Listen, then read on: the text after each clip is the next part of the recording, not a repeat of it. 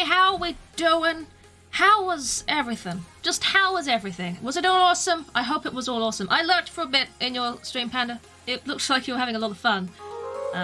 So welcome in, everybody. Happy Twingemas to all of ye. All of you wonderful people out there, all sort of sitting around waiting for something exciting to happen. And my gosh, lots of exciting things are happening. Okay.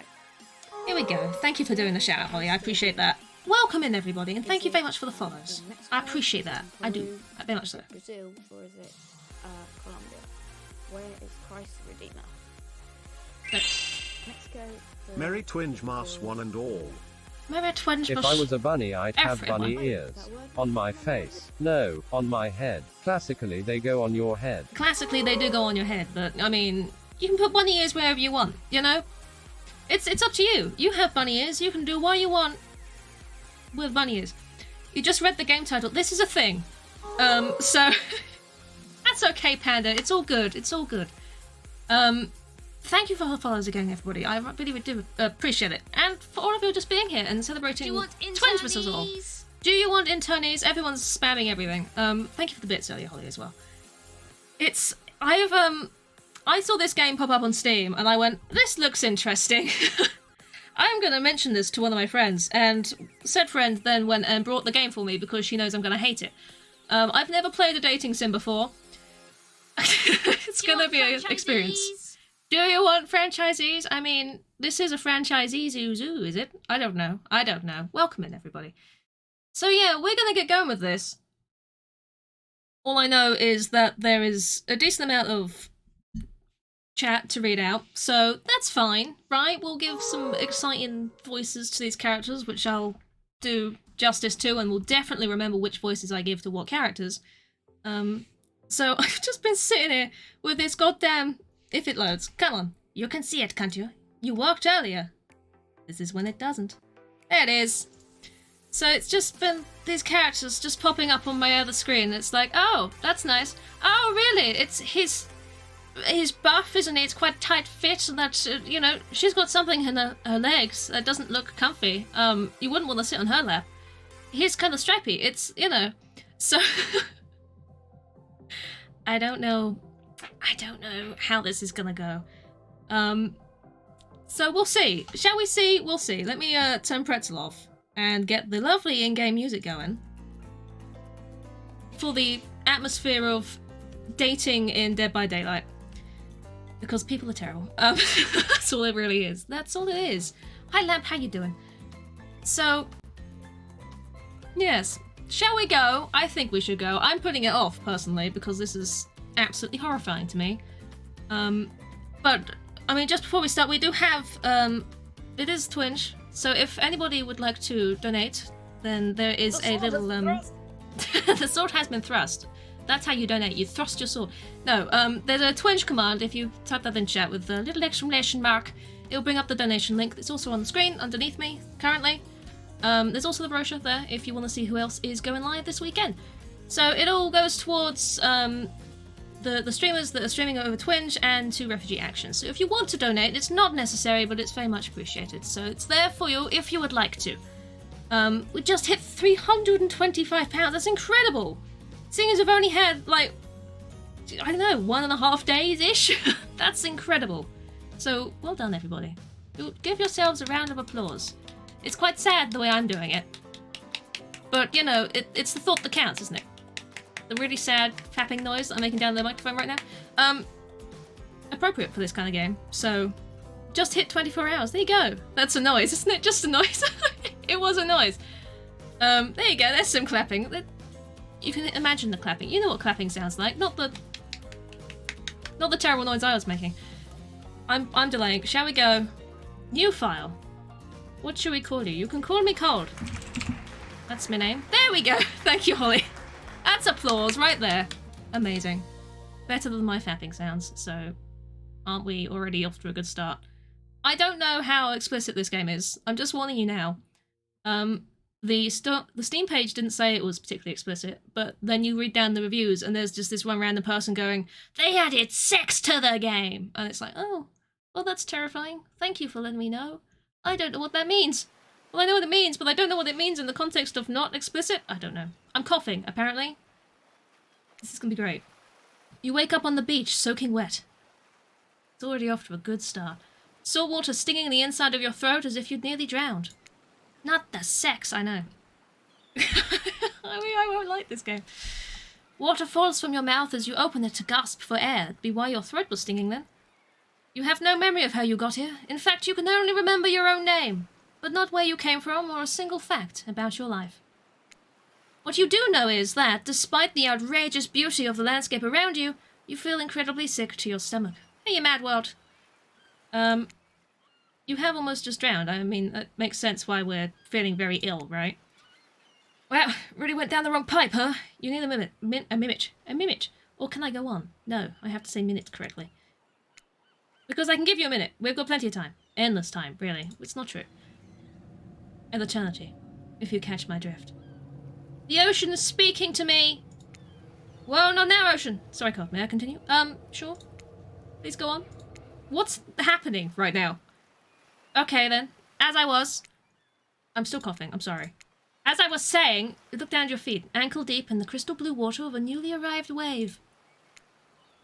As the water recedes back into the ocean, it reveals a grotesque discovery. Thank you, Lou, for the Twitch donation. I appreciate that. We all do. Oh, it's a head. You broke it with the willies. I mean, we might be about to, Malik. We might be about to. A decomposing face stares up at you from beneath the sand. All you can do is vomit a stream of dark bile, bugs, worms, and other ick. Amazing. Questions race through your mind. Where are you? How did you get here? Who is behind this incredibly charming and well-spoken voice in your head? However, answers don't come easy. Your mind is completely blank. It is. It is. Welcome in the big TN. What will you do? Oh my gosh. Are we... You know what, I'm assuming the romance choices here are based on how you react to things. I don't know, I'm making it up. And you know what I'm gonna do? I'm gonna dig up that goddamn face in the sand. We're gonna bring it back on the screen, we're digging it up. You brush the sand away from the half-buried human head and buried in the ground before you. And buried, that's a new word. It's got a coin on its tongue. There is no body, just this head. As you pick it up, flakes of skin fall to the ground. The jaw falls open, revealing a gold coin sitting on the rotting tongue of this poor dead soul. Well, I've earned some money from this endeavour, so I'm okay with this. Really? Words indeed. Getting your hands dirty, I see. I like that. You're a take charge type. I'm a loot the dead body type. You examine the gold coin briefly, happily distracted from what otherwise has been an extremely confusing morning. The sun beats down on you, making a strange sort of wet noise, drying your clothes. You check your pockets, but they're empty. Plenty of room for a gold coin, you suppose. And so, you deposit it. I am a dirty looter, that's me. I'm a hoarder. You can relate, I'm sure.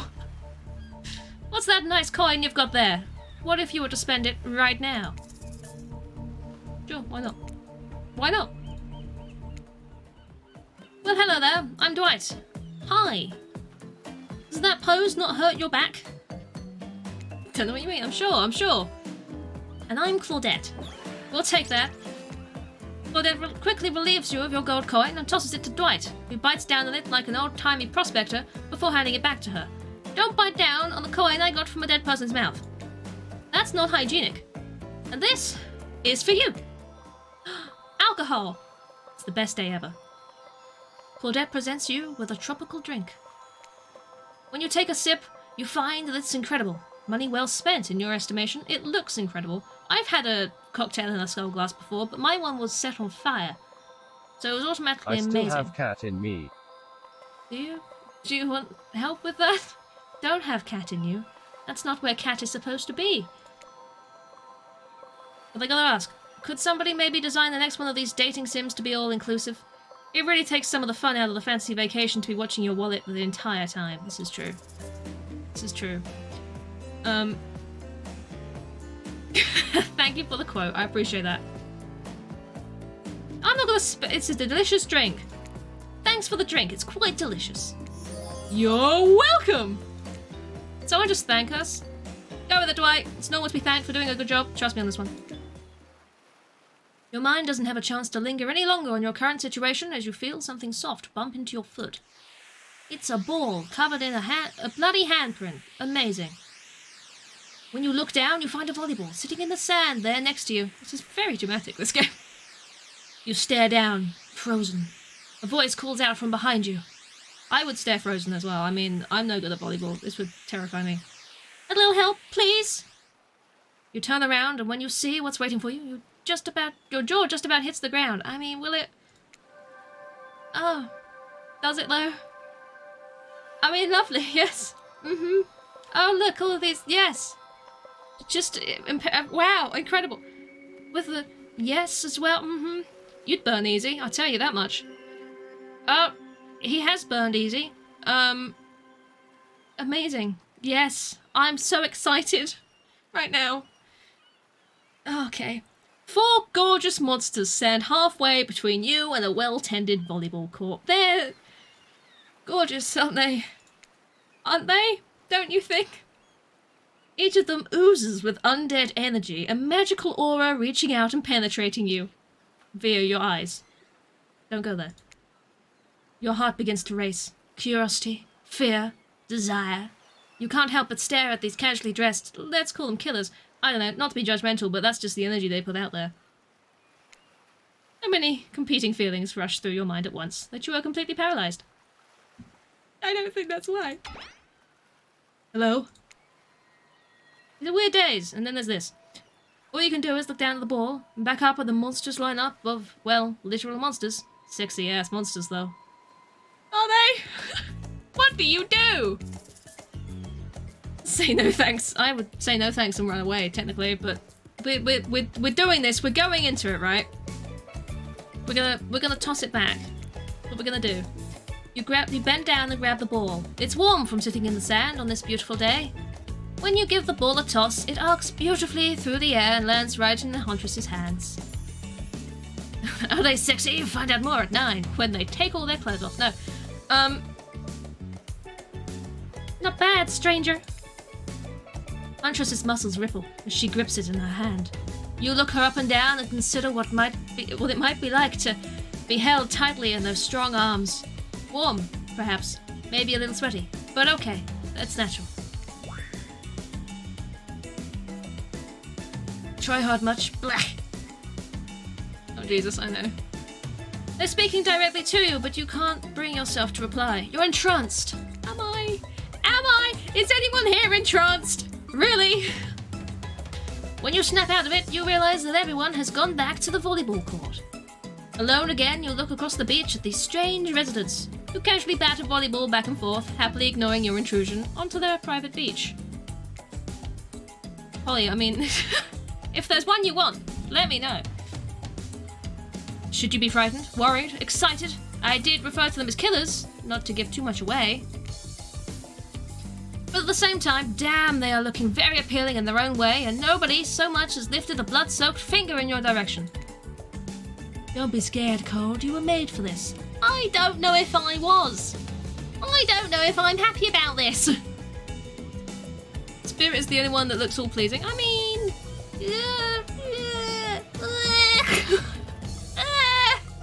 What noises can I make to express myself? Well, geez, if the spooky ocean voice says not to be scared, I'm sure it's all gonna work out. There's no good reason not to. You decide to head over and see what happens next. Nobody's perfect. Nobody's perfect. Do they all want tea? I mean, I am currently drinking tea, so... It seems like you've derailed the volleyball game just by showing up. You derailed the game just by showing up, nitwit. And I guess you're also a nitwit. Look, it's best to just go with what Trapper says when he says it. That's a policy I hold for pretty much anyone who always seems to have fresh blood in their hands. Lamp does not have tea. Lamp, do you want tea? You know? Because you might need it for this game. Hey, don't worry about it. It's just a game. Existence, that is. Wow, you're friendly. Besides, you seem a lot more interesting than the silly game. What's your deal? What brings you here? You mean they're here to do more than distract from my total domination? It was Wraith. The sign means he was done with the game, too. Either that, Oh, we saw a butterfly or something. Look, I don't care why this slack-jawed moron is here. I just want to know, can I kill them or not? You know you can't. At least not yet. Oh yeah. Not yet. Hey, Toad, you might want to, you know, say something. Actually, never mind. There'll be plenty of time for that soon enough. Right now, this group has some questions for you. But be warned. Answer quickly and answer well. Oh god. Okay. This is a timed quiz and it will be very important later. Oh no! Very important.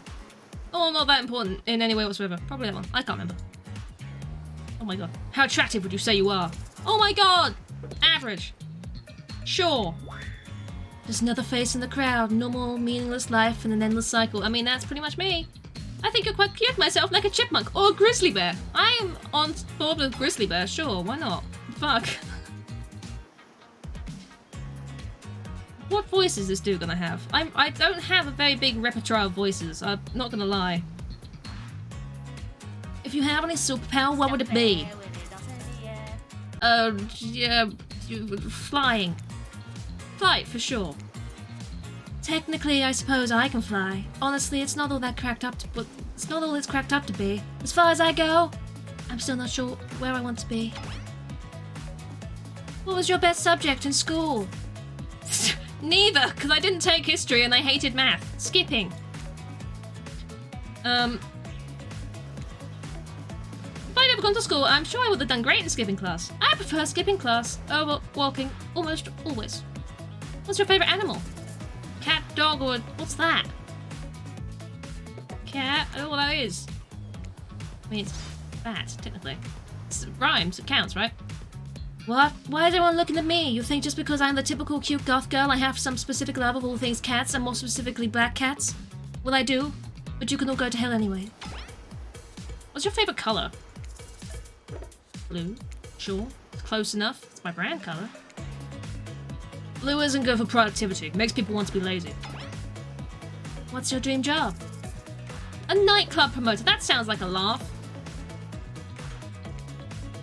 Everyone groans, and let's be honest, they're right to do so. Luring folks into the dark. Not just anyone can do that. Best flavour of ice cream? Horse flesh! Yes, I love horse flesh. Tastes like raisins. Horse flesh. No worries, wear it. Enjoy your lunch. I mean, ocean sense. Sure. My favourite flavour is pain. He likes bread. Same. Same here.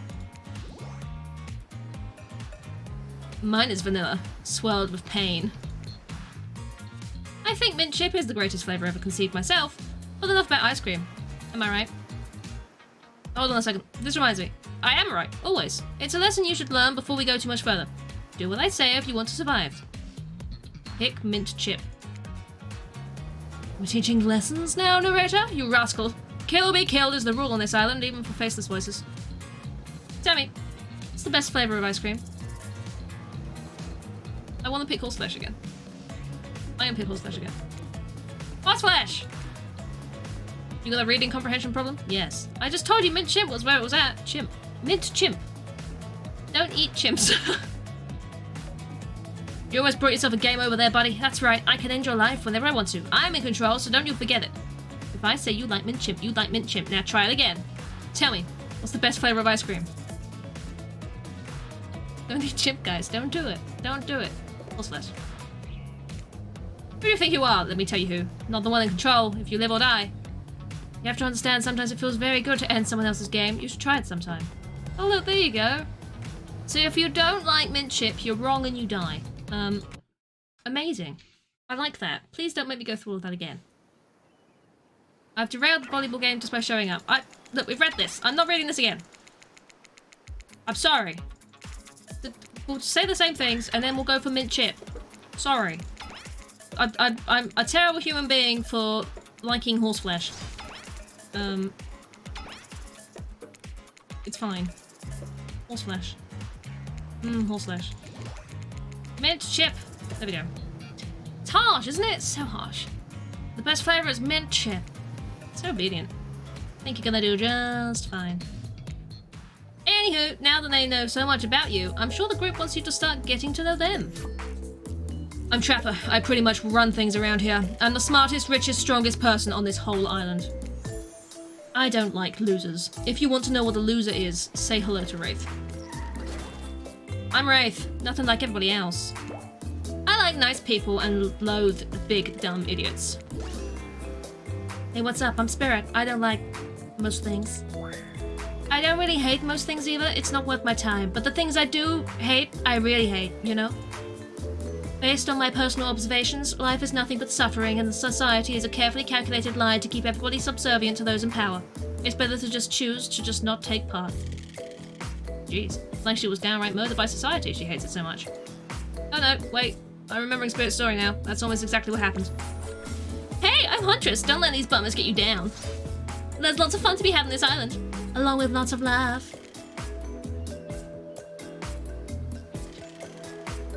Yeah, there is, if you know what I mean.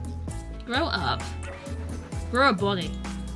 I've explained this 1,000 times. I'm dead, but I'm not a literal ghost. I just create a trail of fog. I'm not made of it. Whatever, fog body. That's not nice. You love it. Only sometimes. Ew, really? That's disgusting. That's why she likes it. Don't speak for me. I also hate it. Stop speaking entirely, actually. For the first time ever, I agree with Wraith. Let's move on, otherwise they'll do this all day. Besides, if I know this crew, and I do, they'll want to show off soon enough. If we're done playing, let's do something else. Wow, for once I actually agree with the meathead. I say we go to my yacht.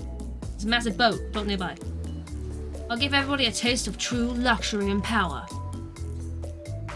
Wraith rolls his eyes. Don't mind him, he just hates fun and happiness. No, I hate the endless, desperate, soul-crushing pursuit of wealth, the way it's flaunted needlessly and the cruelty it engenders. What about hanging out by the pool? I find the water calming, simple, beautiful. Hey, what about a volleyball game? Can we exercise and have some fun as a group? Are you serious? There's a perfectly good lounge to chill out at right here. I'm tired, and besides, I hate being in the sun. I don't blame you. It's hot at the moment. Where do you want to go? Oh, this is vague. Cheeky bar thing, just generally in the area. The volleyball or onto the yacht? I don't know. Was I supposed to be paying attention where each of them were going? Because I didn't. I'm sorry. Relax at the lounge? Sure. Oh, great. Okay. Kick up your feet, look out over the ocean, and relax on your own terms. Who would want anything else? Dry, comfortable, enjoying a cool drink on a hot day. It's the best. I mean, what kind of fool, what kind of monster, what kind of mask-wearing psychopath would be finally granted a break from the constant grind of chasing and fighting to get ahead, and then choose to exert themselves in, quite frankly, any way whatsoever? Why am I the only one who gets it? It's time to stop living by their rules. I won't do it any longer. Yeah, we should probably give her a second to calm down. Hold on. Just for one moment. This is Dwight and Claudette, our activities coordinators. They're also the cooks, waiters, bartenders, janitors, and every other job. They're the only help remaining on the island. This place we call Murderer's Island. True dramatic coup. Cue dramatic musical flourish. Was that a... None of the others survived. Survived the interview process, I mean. Hence why we shall heretofore refer to them as survivors with a capital S. These two have worked here for a long time. So very long, I don't actually know how long it's been. Sorry, anyway, I should probably let Dwight and Claudette do their mandated jobs. They sure look happy, but they're vibrating with a nervous energy that is starting to give me the creeps. We will now escort the group to the venue of your choosing. However, in the future, we recommend waiting for us to present you with your options whenever possible, and don't just run off to various activities unsupervised. We don't have much autonomy around here. The least you can do is allow us to do our job. The most you could do is help us get off this island. Dwight! Yes, pardon me, please follow us. Hey, narrator? Yes, something I can help you with? Those two, Claudette and Dwight, did they just start to mention something about wanting to escape? Is escape an option? Should I be trying to escape? Escape? Them? Oh, no. I think you're mistaken. It seemed like Dwight was asking help to get off this island, though. Oh, right, yes, that's true, he was. But he just meant that he wants to get to the other vacation island getaway, a couple of miles south of it. It has much fancier accommodations in this island. It's one of those big corporate outfits, quite exclusive, where all famous celebrities hang out. Very luxurious. Doesn't quite have the charm that this island has, though. Trust me, you wouldn't want to go there. With all that money comes with a lot of restrictions. This is where you belong. Now, if you go, it's time for an activity. On this island, your decisions matter. Mostly. When I agree with them. Not like that other island. So, what'll it be? I was doing this, wasn't I? I haven't changed my mind. Okay then. Finally, there's freedom from prosperous premise that the four of us would be engaged in some sort of thrilling 2-on-2 volleyball match. Spirit looks at you from beneath her gigantic sun hat. She takes a conspiritual tone. I can speak. I don't know why whose idea of volleyball was in the first place, but I hate them. I tried to feign a sprained ankle, but everyone already knows that I technically float above the ground, so nobody believed I was even putting any pressure on my joints in the first place. Then I tried to annoy everyone by not giving a crap, and then that didn't work. I tried whining, and when that didn't work, I threatened to kill every single person on this island. But it turns out I'm not the first to toss those kind of threats around the island. So thanks, I guess, for getting it called off. Great. Yay.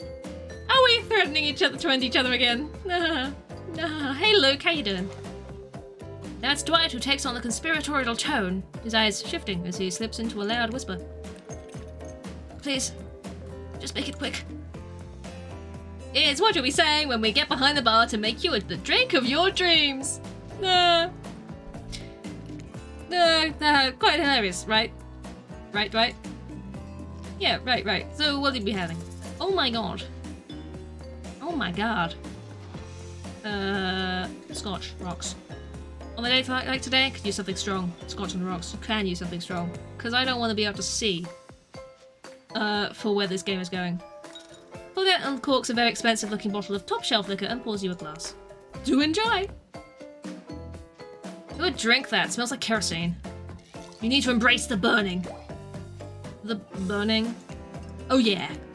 Why would you embrace that? Burning is... Wraith stifles a sob. No, I can't even think about it. Well then don't. No skin off my back, you weirdo. Come to think of it. Strong, expensive, better the longer you leave it locked in the basement. Scotch is the best. Pepper guzzles half the bottle and burps. It'd be disgusting if it wasn't so... no, disgusting is exactly what it is. Since we've filled your requests, it's time for you to return the favour. Should have known there was a catch. Icebreaker time! Oh god. I swear, had I known they'd pull this kind of faux enthusiastic community building crap, I'd have suggested we take a walk to the lowest point of the ocean before I ever set foot near this bar. You don't think it could be kind of fun? A little fun? Never mind, I hate it. This sucks. But it could be fine, or whatever you say. Has anyone seen my hat? I've literally never seen him in a hat. If we must make small talk, I'm at least picking a topic before we end up being forced to do some lame improv game that nerds learn at their non-sports after-school activities that I definitely never did because I'm no nerd. Methinks a certain someone doth protest too much. Sitting here on this beautiful sunny afternoon, warm sand beneath the cool fog beneath my severed feet. The topic I choose is books. Novels, comics, fiction or none. Reading is the only real escape from the inescapable horror of life, the escape into your own mind. A groan rolls through the crowd. Not a lot of readers here, I'd imagine, based on that response. They were much more enthusiastic about drinking.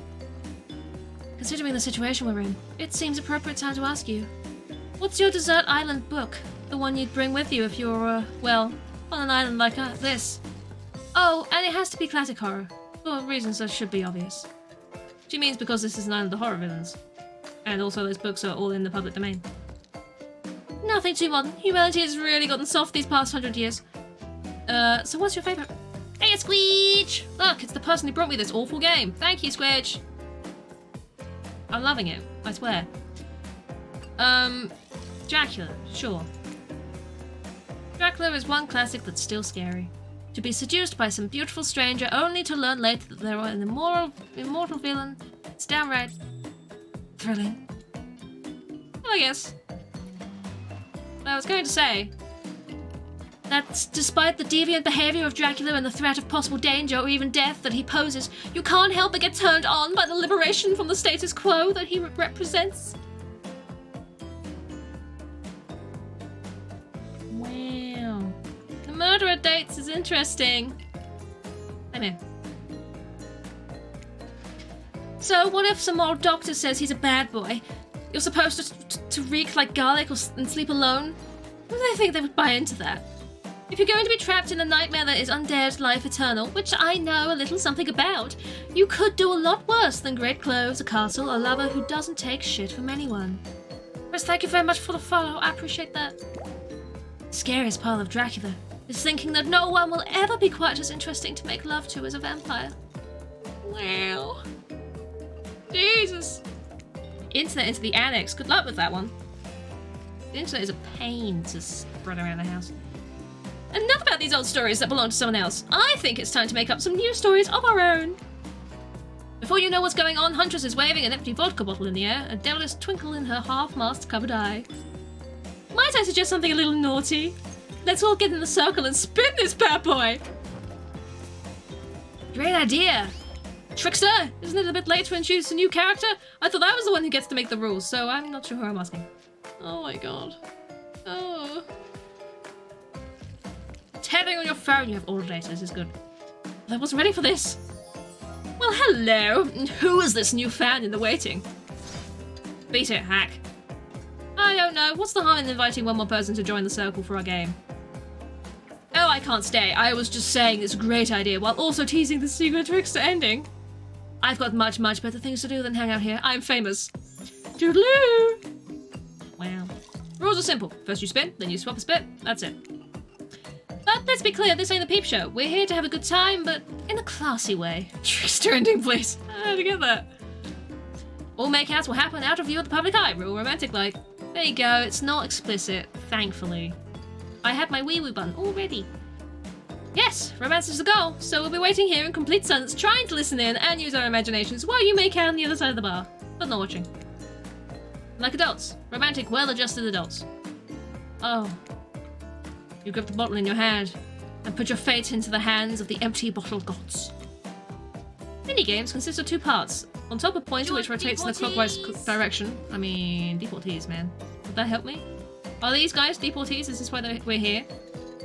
And the bottom of the target you're going to be pointing at.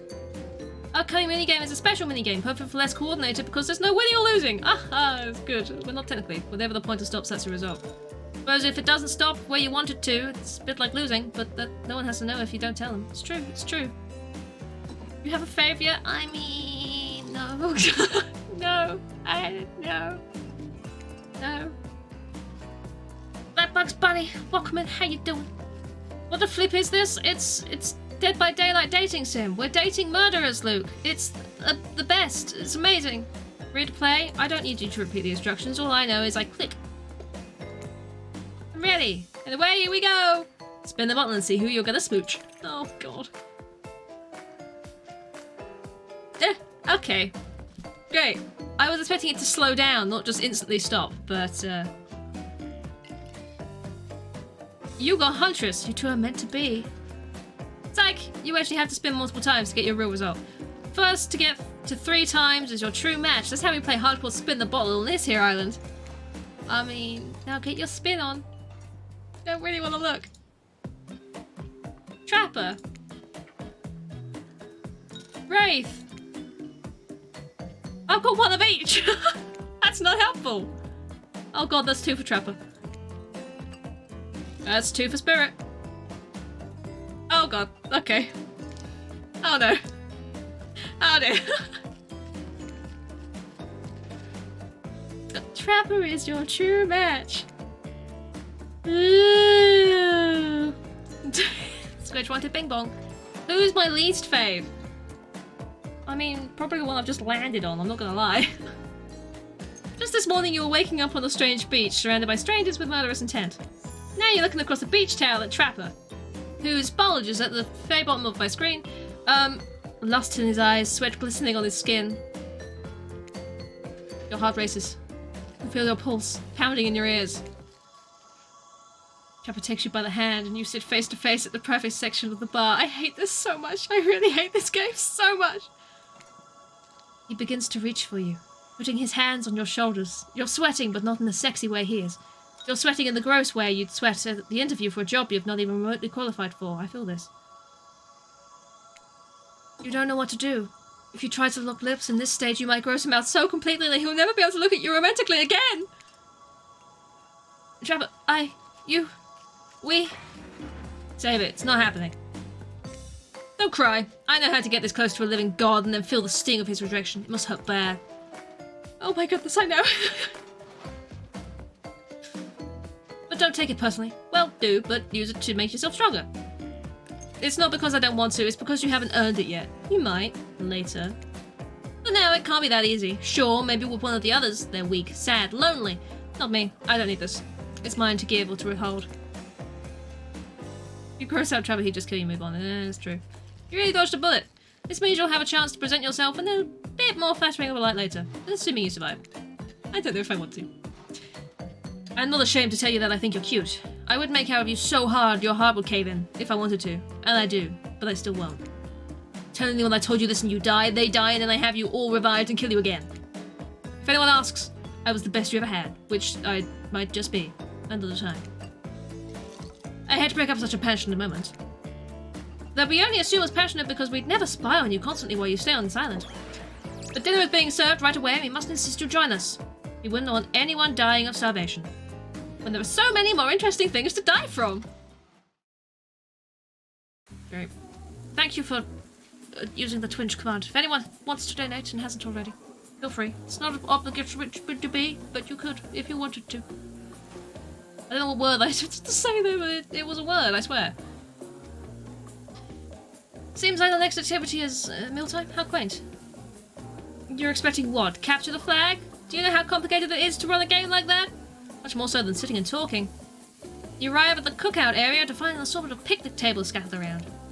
What were you expecting? Some kind of grand hall with a huge banquet table? This ain't some prestigious fancy epic like you find on cable. Sprite and Claudette usher you to your seat, but there's a very limited seating directly around you.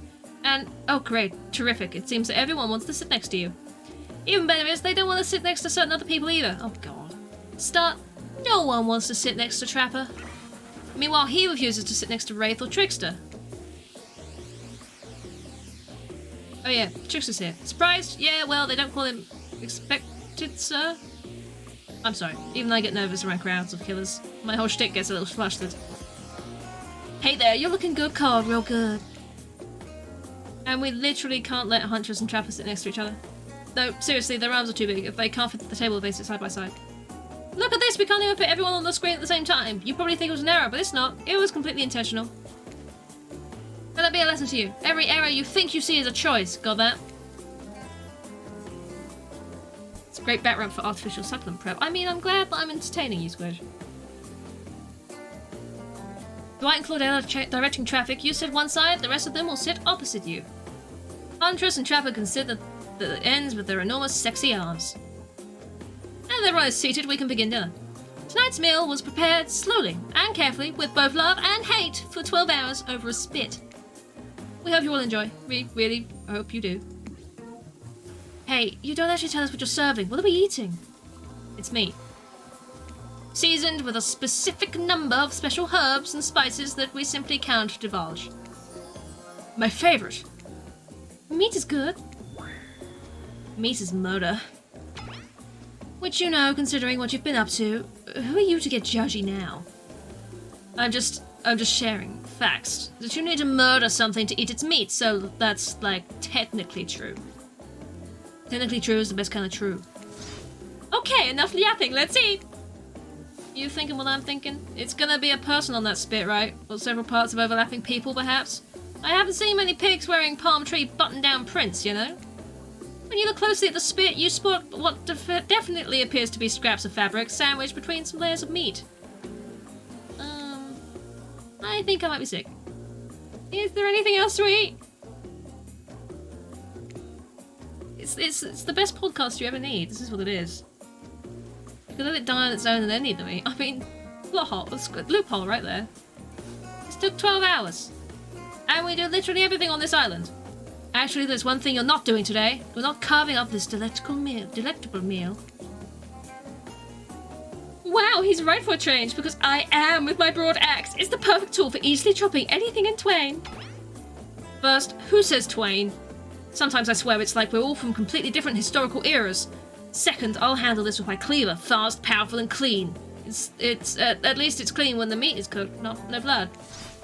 Oh, you two and your ridiculous bicep swinging contest. Enough, grow up! Obviously, my gorgeous katana is the only option. Obs. The hell it is. I'll show you both my katana and send you to actual hell if you'd like. Please stop. I hate it when we talk. Or fight. Or even when we look at each other in the eye. I can do it. I have the skull of Azeroth. Great! Instead of slicing it up, you can club it to a second death. Hey God, I know this isn't what you want to eat, but hurry up and volunteer to cup up Felix. I mean, dinner. Otherwise, this will go on for hours. No hyperbole. They once argued over who had the most effective weapon for 72 straight hours. And it doesn't matter which one does it. When they're done, they will take even longer cleaning their weapon, all while explaining the value in maintaining your tools. Despite being a bunch of cold-blooded killers, for some reason, they're always terrified of tetanus. Hey, why don't you let me carve up dinner? Splendid idea. We'd hate for it to get cold. He hates it when it got cold. Here's a machete, freshly sharpened. You're explaining minigames again! I know! I'm not pressing the space bar, I'm clicking my mouse button. I'm ready. I'm here for this. I'm gonna click a button. Away we go! Slice! Oh man. Did that. Perfect! Oh good. I didn't think that was. Oh, it's gotten faster. Boom! Perfect! Oh, look at me go! That was nowhere near. You missed completely! I know. Perfect! Oh, that's fine. Oh, Christ. Nope. Terrible. You missed completely! That was pretty good. I'd like to see what you could do with a less clumsy weapon. Yeah, I said it. Machetes are dumb. Dinner is finally served. For real. Sounds, especially coming from the masked killers while they eat, which involves lifting their masks and shoving food up behind them, are nasty. Spirit, meanwhile, doesn't even eat. She's the only one who seems to be really embracing being dead. They're all dead, right? This is obviously hell, I mean... Come on, we're still trying to be mysterious here. You think mystery comes easy? Claudette and Dwight aren't the only ones who've been working their asses off to make this night perfect. Well, at least they're lifting their masks. This is only 99% as disgusting as it could be if they just tried to mash stuff through there. Spirit, why aren't you hungry? The best two things about being dead is not having to eat. That's only one thing. Think about it, Code. Number two is no number two. One less thing to think about in an afterlife. Even if I wanted to eat, I have no idea what would actually follow. You might have noticed, but I'm mostly just a bunch of dismembered body parts floating in a spectral form. Do you see how deep this cut is on my abdomen? I don't think my digestive tract connects anymore. Between the food and the behaviour of the group, this might be the worst meal in history. But even worse is that they're staring at you. You're not eating. They don't like that. I think they want an explanation why. What do you want to tell them? Look at that seagull! Wow, you ever see a seagull that big? I haven't. That's incredible. Anyway, what were we talking about? Lame misdirect. Yeah, she's right, Cole. Pretty lame. Own who you are. Never compromise. Didn't you wash up on this island with no memory of who you are and how you got here? Yeah, she did. Poor thing. You have no idea the last time you ate a real meal. And you were standing in the sun. But the seagull... Seagull terrorist. Uh-oh. He just made a lot of good points. I swear. We're beginning to feel lightheaded. It waved at me. Maybe you need to eat to survive here. Either that, or someone poisoned you. No, wait, you haven't eaten, so you can't be poisoned. Whatever the answer, you're clearly about to pass out. Oh hey, it's me again. Your friend, mentor, and guide. Narrator to the narrator. The ocean. Not sure how I feel about that characterization, but I'll allow it. I brought you here, and it might be the only one who can help you now. There's only one thing you must do to survive. You have to figure out why you're really here. No one can tell you, not unless you follow the right path. Or at least a right path. There's too many of those to count. Hopefully you pick at least one of them. Because there are even more wrong paths. Many of them lead to your demise. Others lead to something even worse. Oh! Starting scenes over and having to fast forward back to where you were, am I right? Well, this place holds many secrets, even from itself, but the one that truly matters can only be learned if you answer the most important question. Why are you here? Why are you here? Answer that and you'll learn the truth. I'm here because I'm insane. The ultimate truth. Vague, mysterious, I gotta give it up to this ocean character. There's some quality early game storytelling. Hold on, I'm back. One more piece of advice. You made many choices by now. Some of them I liked, some of them I did not. It's in your best interest to make more choices that I like. Well, the choices might be yours to make, but they're mine to reward. Oh, it's a good reason. I thought so. You wake up to find Spirit holding your limp body, gingerly pouring cool water into your mouth. Don't you just love the ocean at night? I do. Staring out over the vast darkness of the ocean really validates the feelings inside me that we're all truly insignificant and the only thing worth pursuing is revenge. I have to wonder, how could anyone believe anything else? You look out into the darkness of the night and ponder her question. Well, it's a simple question. How could they? How could anyone not feel small and alone in the face of such massive nothingness?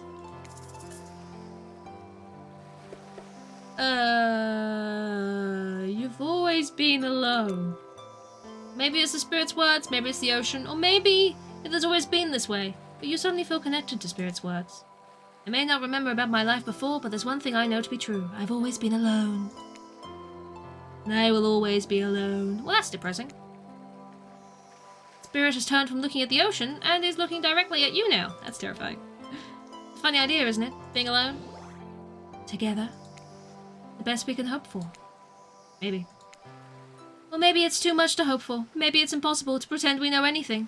Is that just arrogance? Why are you crying? Oh, I was so dumb. So busy trying to please everyone and be the perfect student, the perfect employee, the perfect daughter. I didn't take care of myself, and now I'm all I've got. Worst of all, I got distracted from my true purpose, my destiny. The purpose that was sitting inside me my whole life. Okay, so this might sound a bit silly, but Spirit looks around to see if there's anyone else on the beach. When she's convinced that it's only you two, she continues. There's a dragon that lives inside me. I love you already. I've always known, but I've tried to ignore it. When I couldn't ignore it, I tried to push it down. I'm so stupid. Not stupid, that sounds badass. Right? Well, I didn't let it out, and then I, chop chop. And now that dragon is pretty much a one-track revenge beast. But enough about me. What's inside of you, stranger? Nothing, yet. No dragon, just lots of fire. A raging inferno, in fact. I'm beginning to burn this whole place down if I let it out. She can, it's true. Maybe I'm the dragon. I'm sorry, but you're no dragon. I'm breathing fire, that's some hobbit-type nonsense. I'm a descendant of proud samurai. Our dragons are on the whole other level. Looks like there was only room for one dragon inside Spirit after all. Just as things are really heating up, you hear a flurry of footsteps behind you and quickly spin around, ready to fend off whatever new danger has popped up on this strange island. Only to find that it's Dwight and Claudette sprinting across the beach, clipboards in hand, which they're waving in the air above their heads.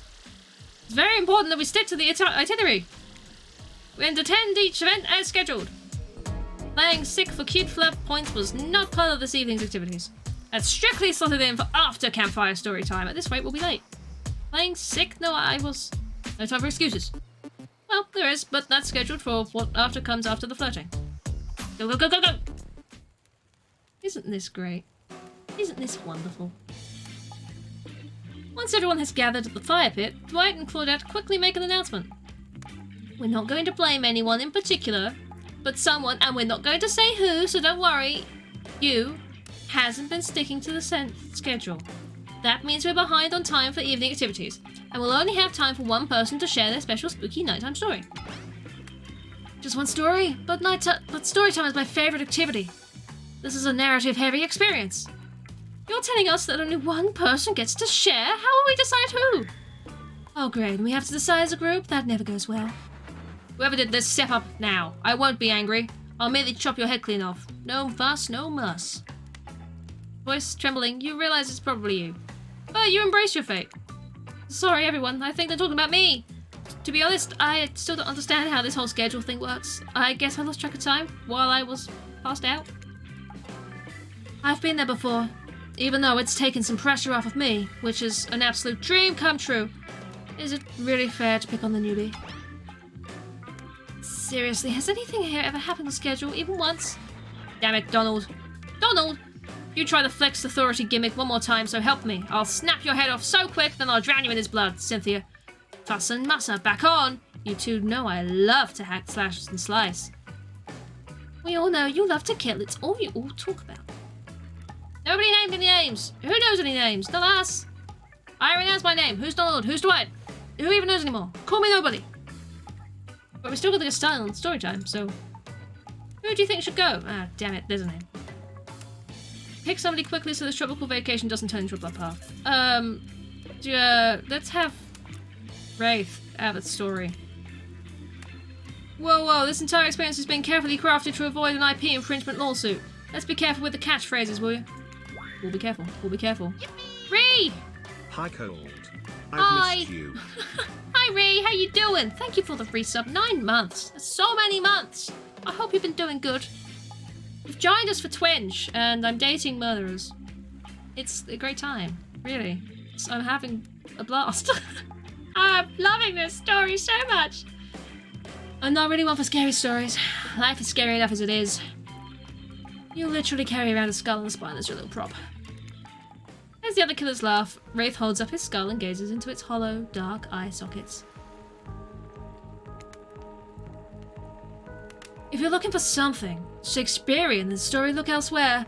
This is a tale of madness, staring from the soul of death and never returning. Once upon a time, a young man worked at the junkyard. The man was quiet, kept to himself, just wanted to avoid trouble. While the boss dealt with clients, the young man operated the crusher, turning old cars into cubes of twisted metal. Hey, Karen! Happy Twinge to you too! I hope you're doing well. One day, right before crushing a car, he noticed something. Blood. Dripping. From the trunk. He opened it and found a frightened stranger, bound and gagged. The young man reeled. Was he about to accidentally murder this stranger? How could this have happened? He freed the stranger, who ran off into the waiting arms of the boss, the owner of the junkyard. Before his shaken employee could tell him about the mistake they had nearly made, the boss took out a knife and swiftly slit the stranger's throat. The young man fell to his knees, unable to comprehend what was happening, as he stared at the ground, too shocked to cry. The boss approached him.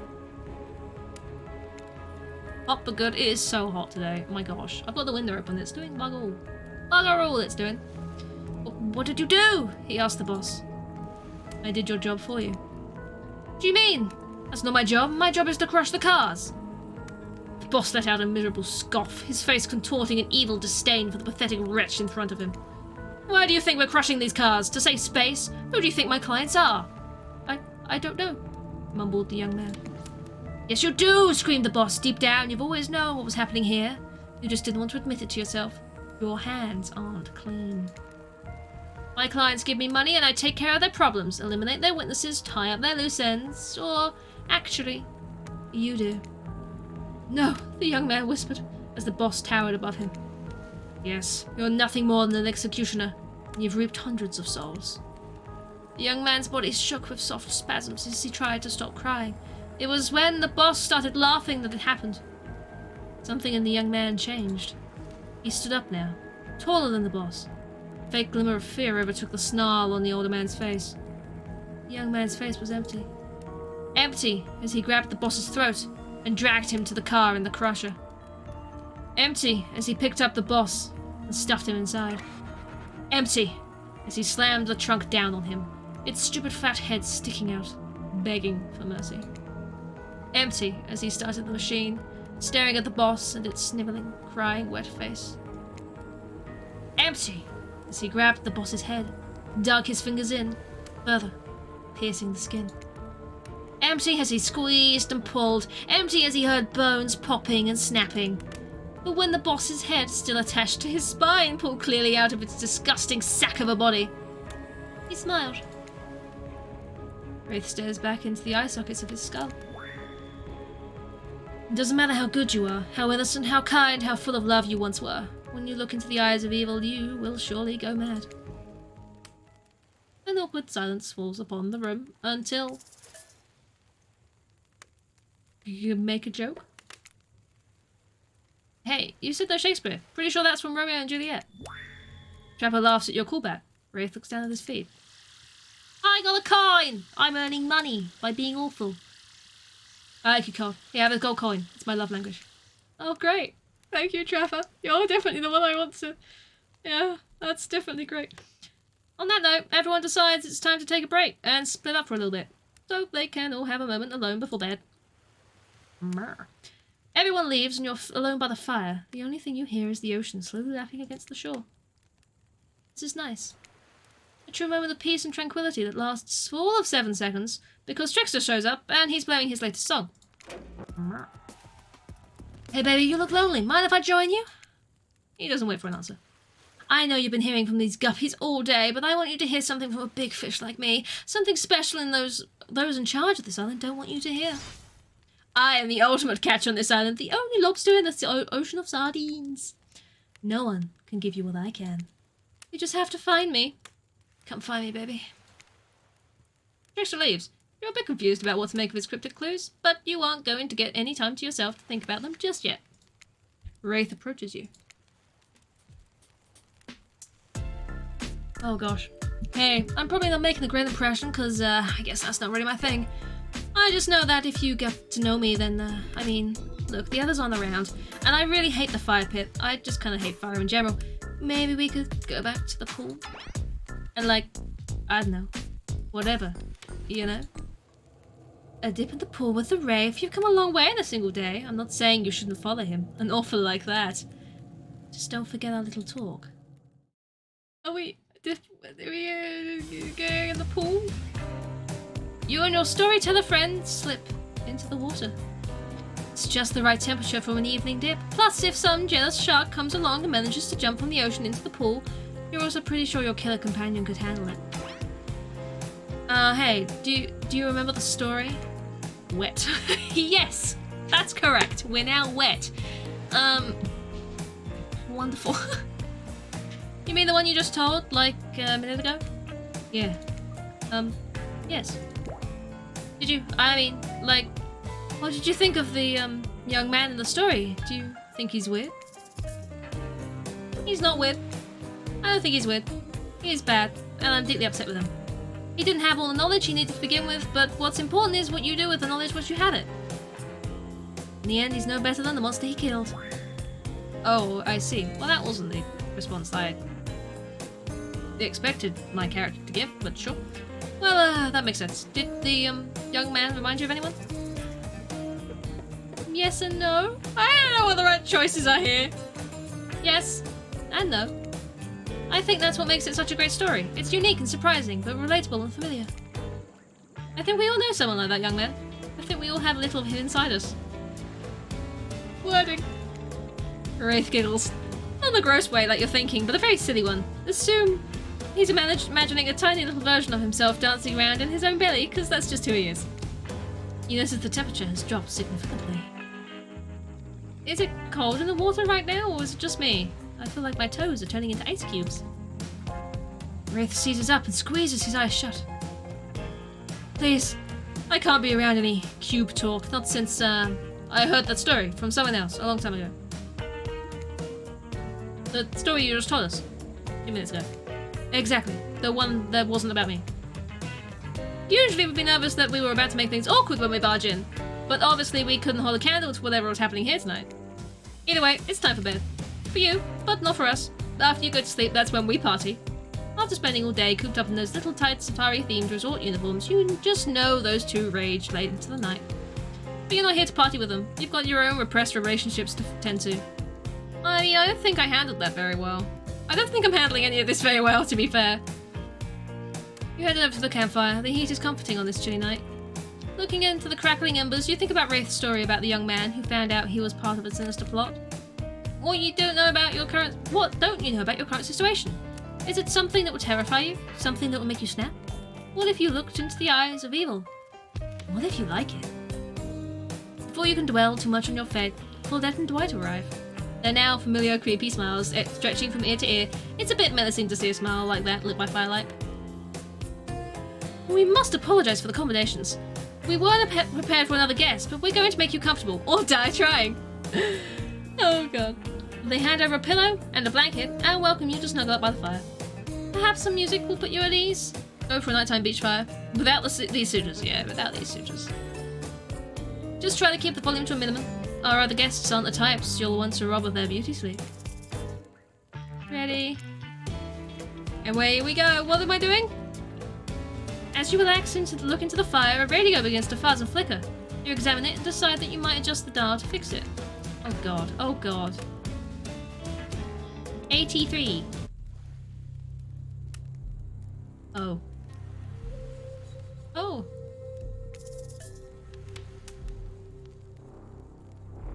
It's appropriately spooky, sure. What else can we turn it to? Mist. Oh, some rock. Great. Anything else? Alright, let's talk about our community. Our community, For us, yes. it means two major things. Two things. First of all, the community is you out there. Yes. You and everybody else either Yes. playing the game or talking about the game Yes. or creating content relating to the game or That's what being we're doing. inspired by the game to Yes. write music or Okay. to make outfits. Uh-huh. It's everybody that's part of what makes Dead by Daylight this amazingly rich and Sure. passionate environment. Yes. It means Amazing. groups of people One more. who Well, look at interact one more. on every single What's this one? possible social platform. Anything? Oh, it's more sort of whatever this hand movement is, that's what it is. Okay, no matter how many things you listen to, you can't sleep. You decide to ask one of the killers to spend a little more time with you until you're sleepier. Who would you like to summon to your side as you lay by the fire? Yeah. We've done nothing with the Huntress so far. You know, I don't want to spread our options too thin.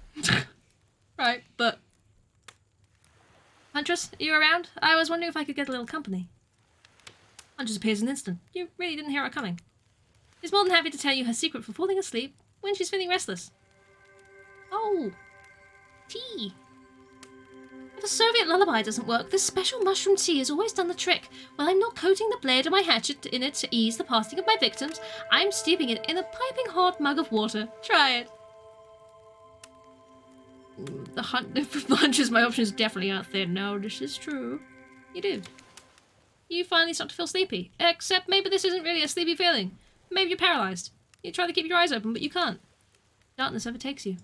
I mean, that's one way of falling asleep. The dark voice from earlier speaks to you again. It shouldn't still be as spooky, but by now you've had a whole day of strange voices in your head. But this one is still undeniably odd. The human body is made up of 60% water. Did you know that? Of course you did. Everyone knows that. Even an amnesia video game protagonist. Well, guess what? Drink as much as you like. You'll never get to 100%. You hear me? Don't think I don't see what you're up to. What? You awake suddenly to see someone looming over you. Wraith stares at you awkwardly. He says nothing, just stares. You look around to see if there's something going on behind you, or on either side, but no. Just staring. Oh, you're awake. I saw you with a Huntress right before bedtime. Are you making some sort of a alliance? Are you with the... Wraith scans the horizon. Them. I'm just making sure you are who you say you are. I've been burned before, and something seems off on this island since you arrived. Even more off than usual. Hey Q, how you doing? Welcome in. How's your day going? Maybe we could talk more about that tomorrow. It's just, as you got here, I think we could have a really nice day tomorrow. Together. It's just, you know, you have no idea how long I've been with these monsters. To be honest, I have no idea either. They're just awful. Boring, loud, and stupid. Bing Bong's getting a little jelly. He is.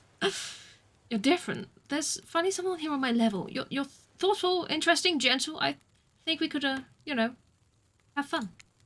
I could show you some cool stuff if you want. If you don't, that's totally cool. I get it. No pressure.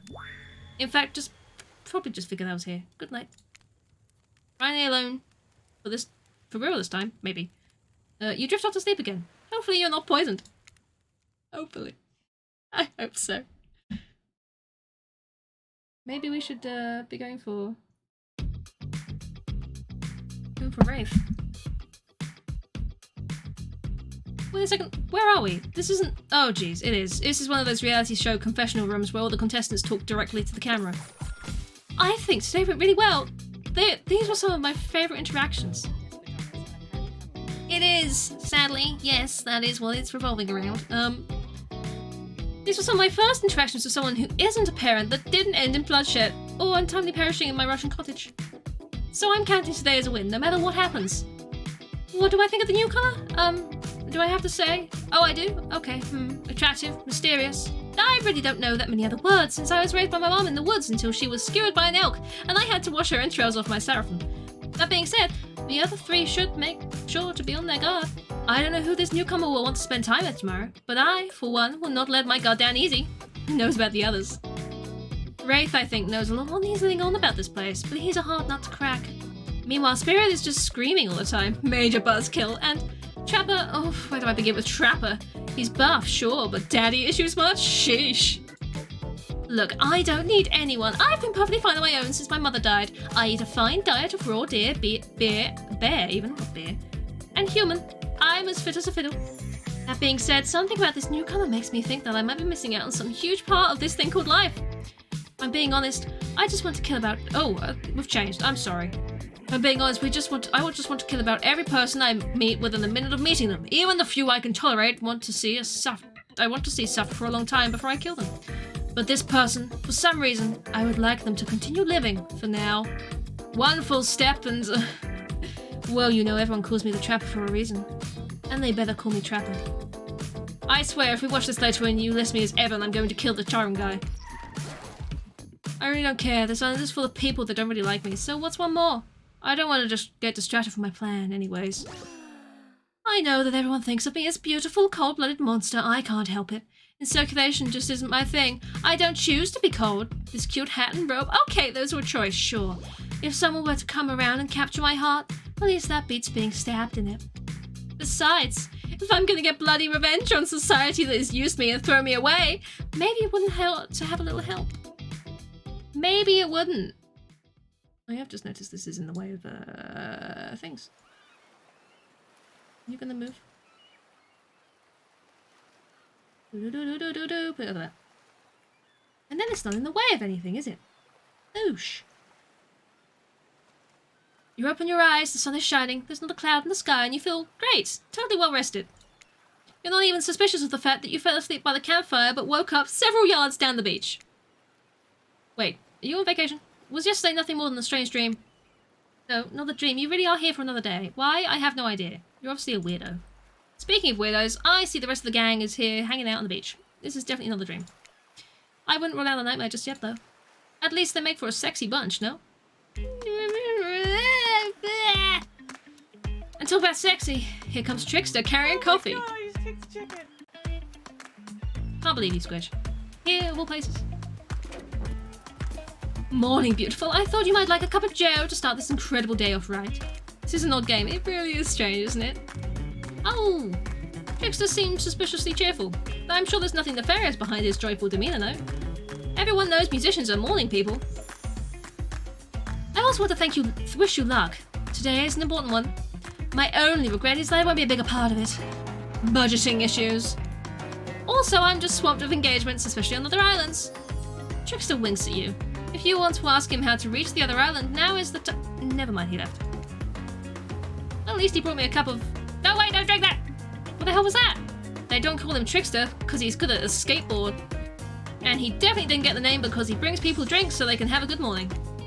That was almost certainly not coffee, and I don't want anyone casually poisoning, imprisoning, and torturing you. Yet. This is supposed to be a tropical paradise, the type of place you give a 5, 5, 10, 10, 2 thumbs up to review to. It's not an eternal prison of pain.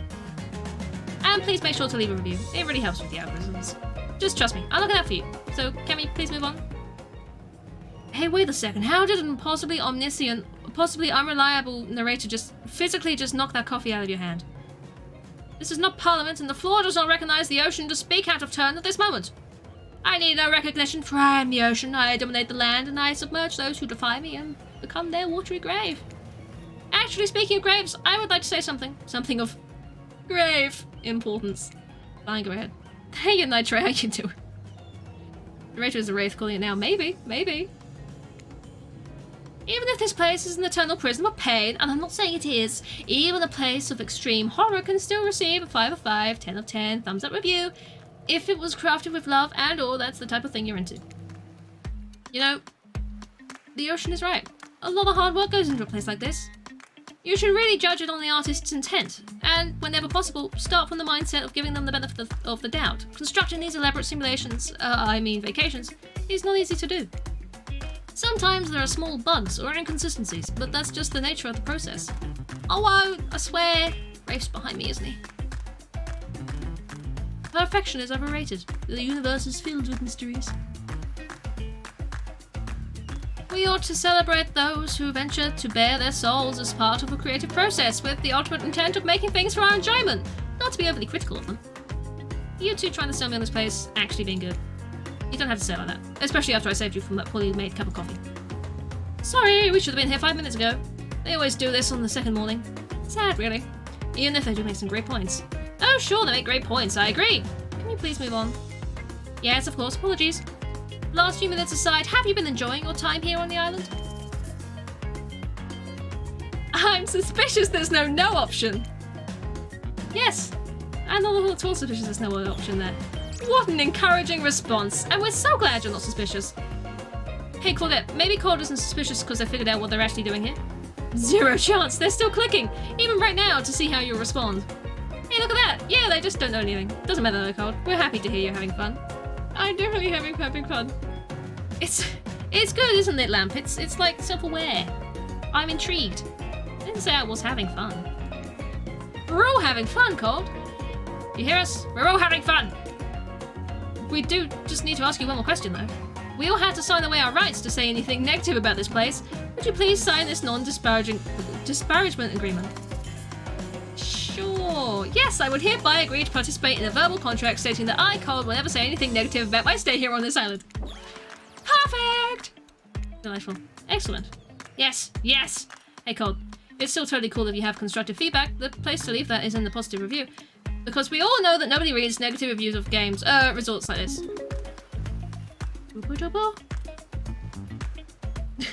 Alan, thank you for the Twitch donation. I appreciate that. Anyway, I see Dwight and Claudette have gone into a trance. And with the grumbling I hear from your belly, that can only mean one thing. Breakfast. Breakfast time! We're all having fun, aren't we? Yes, definitely. Woo! It's so fun! Perfect timing. Everyone rolls into the dining area to lard up those sexy little bellies with pancakes and bacon, and so much for maintaining these beast pods. We're all half naked in the tropical paradise. Can we get some strawberries here? Yogurts, magical powers will only get you so far. Even killers watch their sodium intake. You take your plate and sit down, thinking about yesterday and the whirlwind of feelings you've experienced. Danger, dread, disorientation. It's like going through puberty again, except all in one day on a beautiful and mysterious island. It looks like you're not the only one doing some introspection, though. Trapper stands up to talk about how his day went, in case anyone was wondering. Personally, I wasn't. I'll be honest, I didn't expect you to survive yesterday, so congrats, I guess. Whether you survive today is 50-50 at best. Good luck. Well, that was bizarre. Back to your breakfast. Nope. Now Huntress steps up to talk about her feelings. At this point, anything could happen. I'm open to all the possibilities that the strange island has in store. I'm open-minded. Now well, that surely must be it. No one else would really stand up during breakfast to... And just like that, here comes Spirit. Did everyone sleep well? Or I did, or should I say I did not. I haven't slept in 20 years on account of the whole burning quest for familial revenge thing, and last night was no different, so in that case, it was exactly how it should be. Got a lot of reading done, though. Now, if you don't mind, I'm going to go back to quietly resenting being trapped here with you all while looking cute doing so. Guessing Wraith has had enough time to work up the courage to speak in front of a group. Ah, perfect, there he is. Take us home, Wraith. I'm glad the introduction to Cole to our island paradise, and yeah, that was in quotations, didn't distract me from my normal routine, ignoring all of you, and vice versa.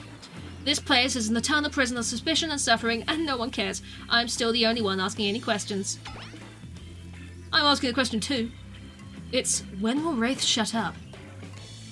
And now they're all looking at you expectantly. Wait, are you supposed to stand up and explain how yesterday made you feel? I think I need to process everything by myself. I'll see you all soon. Damn, all the power play. Keep wanting more. You're getting good at this game. Sexy, true-to-life experience. Shame you didn't get to eat any breakfast, but so be it. Who needs food, right? When you're inevitably going to die anyway. After breakfast, you head to the hot tub by yourself to clear your head. Yesterday was, in short, a lot. Before you get there, though, something catches your attention. You hear that? Who are you addressing? Me? Well, yeah, I guess. That's okay, right? You know, I might be pursuing a relationship with one of these 4 fine killers, but it feels like the person I'm getting to know the most is you, narrator. It's only okay in so much as it serves to illustrate you've lost your mind, seeing as how I'm not real and all. Yeah, I heard it this time. I think it's coming from behind the pool shed. No, stick it in there. A little more, a little more. Oh yeah, that's it, yes. Excuse me. How does that feel? Intense. Nice. Yeah, that feels right. This is uncomfortable. Now I want you to take that and put it right... Yeah, you know what I'm talking about. Just like that? Exactly like that. I swear I had no idea these two even do whatever it is they're doing. I'm afraid to look. Please say something so they know you're close by and can hear everything. Oh wow! Apparently, the furthest I picked a ticket is 11 yards. Yes, that's what I'd say. That would bring their attention to you, wouldn't it? Look at the super cool bottle of Trickster brand suntan lotion someone left behind in the chair. Anyone know where I can buy some? Damn it! Oh, come on, a little privacy, please. Wyatt is panting and Claudette has a crazed look in her eyes. Sorry, I didn't know how else to let you know I was here, and that I could hear you. Well, you know. You know what? What do you think we're doing? You were doing... I don't know exactly what you were doing, but it sounded like, fun. You think 2 people trying to find new ways to kill each other in a desperate search to make their own death permanent is fun? Oops. We get 5 minutes to ourselves a day, and we spend it hoping if we stab each other in just the right spot, we won't get resurrected.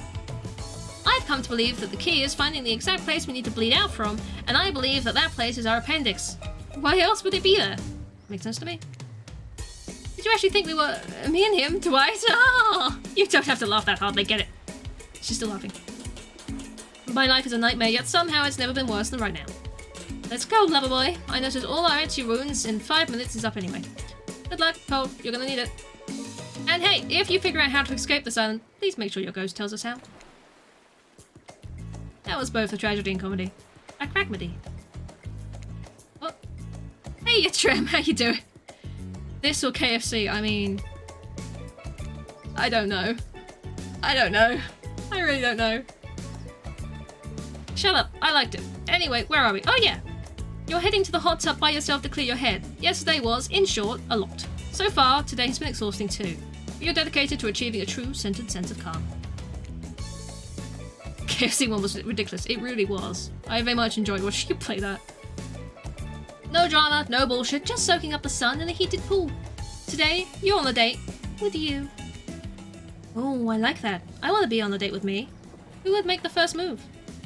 And aside from that disturbing thought, all is going to plan until a shadow blocks your precious sun. Spiky tipped like a palm tree is bending over to screw you. But there's no tree at all, it's... Hey babe. Breakfast was weird, huh? Everyone just getting up and announcing how they're feeling. What was it about? Some kind of forced check-in with the group? I don't like it. Fishy, kinda lazy. Whatever though. Breakfast is dumb. No one should eat before noon. Or after 4 PM. Yeah, I do intermittent fasting. You've seen my abs, by the way. Maybe you can see them later at my private stage on the other island. You know, IP Island, where all the Hollywood celebs hang out if you play the cards right. I could give you a private show. Catch you around. These abs are pretty amazing, you gotta give them that. And that blow-up bat, threatening but adorable. Makes for an interesting silhouette. Genius design. He's a psychopath just like the rest of them. You don't gotta give him anything. And we're not best friends. Just because we had a little talk about doing a little talking is not an open invitation to go smashing the 4th wall every 5 seconds. Fair point. Okay, now that guy's gone and we've got some ground rules established that we're definitely going to abide by, it's time to lay back, take some deep, slow breaths, and... Nope, another shadow. These people will not leave you alone. Let's see who it is this time. Oh, it's Spirit. That checks out. You two have gotten pretty cozy. We should get out of here. I know a place that brings a bit of welcome darkness to this tropical nightmare. Best of all, I'm the only one that seems to know about it, so we won't be bothered there. I don't even know why I'm telling you, really. It's my private spot, but I guess I've got a feeling that you'll appreciate it in the way I do. Not like these other killers. They don't get me. But I'll get them. Oh, I'll get them all. And I'll get my father, too. And I'll punish him for what he did to my mother and me. Spirit radiates a menacing aura, waving her sword around in the air as she threatens, well, the entire universe. It's scary, and more than a little hot, if you get turned on by menacing. Do you? Look, all this time on Murderer's Islands has got us both a little confused about things, and I'm choosing to lean into it. I suggest you do the same. You've seen her get mad, which is probably enough to scare you into compliance, but you've also seen that there's a more sensitive side hiding within her. Which one do you think will win out? You consider her offer, but before you can decide if you want to go off with Spirit, the Huntress interjects. I guess you could go off with Spirit today. She seems pretty cool, actually. And I think if we won here on this island vying against each other for your attention, we might actually be friends. We have something, though. You and I. I couldn't just let you go off to her goth lighthouse without speaking up first. Yeah, I know her secret spot. I see everything through the holes on this adorable mask. So my offer stands. We can still hang out today. Plenty of room at my cabin. Wink, wink. It's pretty cute that Huntress thinks she has to say wink, wink out loud. The mask barely even hides her face. Tough choice. You weigh your options quickly because you can only go on one date today, and you also don't want to be hacked to pieces for saying the wrong thing. It's always good to remember that these are cold-blooded killers. But you know what they say, when life gives you lemons, make lemonade. What do you look for in a serial killer? Hi, Rob. Serialistic tendencies? They have to like the same cereals as I do. Then die a horrible, retching, writhing death after drinking it because the lemons were poisoned all along. Sorry, the silence has really got me tilted. So who'll it be? Go on! First person to say one of these two people in the chat, then, Clean Knight, there you go. Who are we going with? You like eyes that can stare into yours as life recedes. Spirit? Should we go for 2 for Spirit? Oh my gosh. People like Spirit. We'll go for Spirit. I gotta go for Spirit. You've made the correct decision. But know this, just because you picked me doesn't mean I'm going to slobber all over you like a dog. Understand? Well, of course, you've still got a lot to prove. I want to believe that our connection is real, but I've been hurt before. Literally. With a katana. A katana that I now wield in spectral form, you feel me? Because you will feel me if you try any of that macho trapper crap. Yeah, I feel you. Before you ask Claudette and Dwight to clarify, I'll just let you know that yes, it's too late to change your answer now. Was that a threat? I feel like it might have been a little bit of a threat. You and Spirit arrive at the coast, overlooking the Black Lighthouse. It's old and decrepit, but still impressive. There's something magnetic about it. You can see why Spirit would be drawn to such a place. You look up, you look Spirit up and down, and notice that she's wearing all black, just like the lighthouse. I'm noticing a bit of a theme. Is black your favorite color? Black isn't really a color at all. It's the absence of color. A void. Like a black hole. A place that swallows light. A dying star. Damn, now that's dark. You're confident that Spirit will vibe with this, but Spirit doesn't really care for science fiction.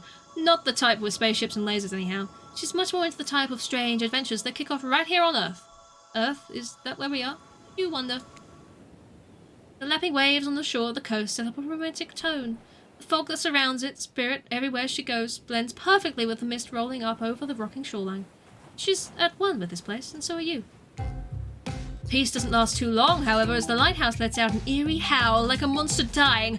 A spiraling black light stretches out across the sky. Spirit has to yell at you just to be heard. Oh yeah, it does that! The light and sound recede as the two of you sit in silence. Spirit lays down a towel and then pats on it gently. Clearly she wants your company, so you oblige. When you do, she takes out some sunscreen and hands it to you. You're not exactly sure what to do. Is this an invitation to get a little hands-on action? What else could it be? Thanks. Thanks! I forgot to bring my own when I lost my memory and fell into the ocean. No problem, I figured as much. Spirit turns away while you slather lotion all over your body. You, need any help reaching those difficult spots? You saw a hand float around your back. Sure, why not? Spirit's hand on your back is ice cold, but she has a soft touch. When she's done, she takes care of herself. What? You watch as Spirit applies sunscreen to herself in the most unique way, by floating her own hand around her back to spread it on. Comment on her floating hand ability? I know, right? The fact that your hands just float around you like that, you can reach things way easier than I can. It's like you're some kind of superhero. I feel like that's the wrong thing to say. I'm glad you get a kick out of it, but floating severed limbs isn't exactly the type of superpower you wish for as a kid. I'd much rather be able to read minds. Maybe then I'd understand why some people act the way they do. This is the perfect time for that emote, oh my god.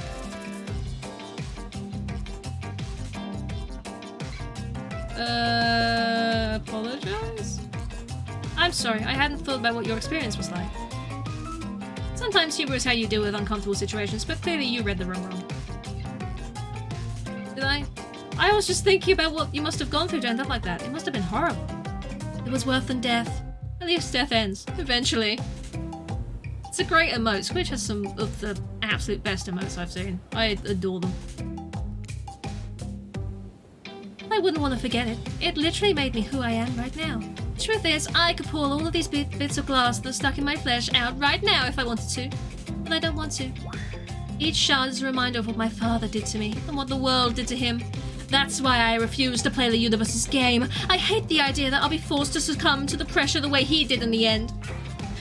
The way the fear and anger filled him up and then came bursting out. The way his misery flooded our home and drowned us all. Yeesh. It's hard not to think about revenge. The dragon inside me, it's doing to me what the world did to him. I have to fight it. Even though it gives me strength, I must maintain control. I'm stronger than he ever was, I'm sure of it. I appreciate that. I suppose a little help isn't a bad thing. In life, in love, the world is a lot to endure alone. Maybe I could use a little assistance reaching my delicate toes for a bit of lotion. You know, having your body contorted into these vengeful poses really does a number of my joints. It rubs the lotion on its skin. Ready? What are we doing? Oh. Perfect. Oh, look at this. How well I'm doing with the, Oh! Oh, look at that! Oh my gosh! Spirit admires your handiwork, a smooth, even layer of coating on each individual toe. I really hate that. Thanks. I have to say, I didn't mind that at all. I admire someone who takes what they do seriously, no matter the task. I can imagine you moving up in the world soon. You look up at the lighthouse. It's the ominous dark form hovering above this moment between Spirit and yourself. Evil, as it clearly is, in this case it does you a solid by blurting out yet another ominous moan and burst of black light that rescues you from this awkward silence. Oh my god, it's a ghost ship. I love it. Nice. From seemingly out of nowhere, an ancient-looking ship appears in the water. It glows, itself a thing of death, a spirit of a ship that once sailed these seas centuries ago. A tattered black flag whips in the ocean air above the ship as it careens towards the shore, before crashing on the rocks. It must have been drawn in by the lighthouse. You hear the distant shouting of sailors as the old wooden ghost ship breaks up and sinks into the water. Oh right, it does that sometimes too. Should we, do something? Nah, the sharks will take care of it. Within a minute, the ocean is quiet again, except for the waves. Note to self, hungry sharks. But these time-traveling pirates, or whoever they were, you're half sure you saw one of those skull and crossbow flags, aren't the only ones drawn here today. It's Wraith! He has emerged from the palm trees behind you. I didn't come here to break up your date, or something. I came here for that! For what? Wraith points to the lighthouse. It's indifferent to his attention. I've been seeing it in my dreams, shining its strange light on me. I can't avoid it. Although woods and walls, nothing seems to stop it from reaching out to me. Duh, it's a haunted lighthouse. It does that to everyone at some point. You're no more special than me. Those dead pirates or that mermaid I saw wash up on the shore one time. Ew. Mermaids, by the way, aren't even close to as beautiful in person as they are in movies. More sea witch than underwater princess, if you get my drift. It's all part of the vast conspiracy, an epic river of lies that runs beneath this island, or something. I'm pretty sure I've figured it out. The basics, anyhow. If you come with me, you can get cut! Spirit waves her katana, neatly trimming a couple of buttons off Wraith's tropical top.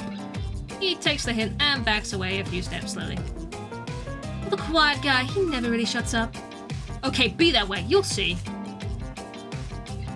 Alone at last, the tension broken, deftly moans quiet, the Wraith banished back to wherever he hangs out, you scooch closer to the Spirit, breathing in the damp, foggy air that seems to emanate from her. It's not quite clear how the whole fog thing works, but you don't even care. You're feeling this moment. Spirit seems to be feeling it too. She starts to adjust her robe and you get a peek at the bathing suit beneath. For someone who seems intent on proving how little she cares about what everyone else thinks, she put a lot of work into getting that suit. It's got straps for days. However, you're so focused on what's happening with Spirit, you don't see the next interruption coming.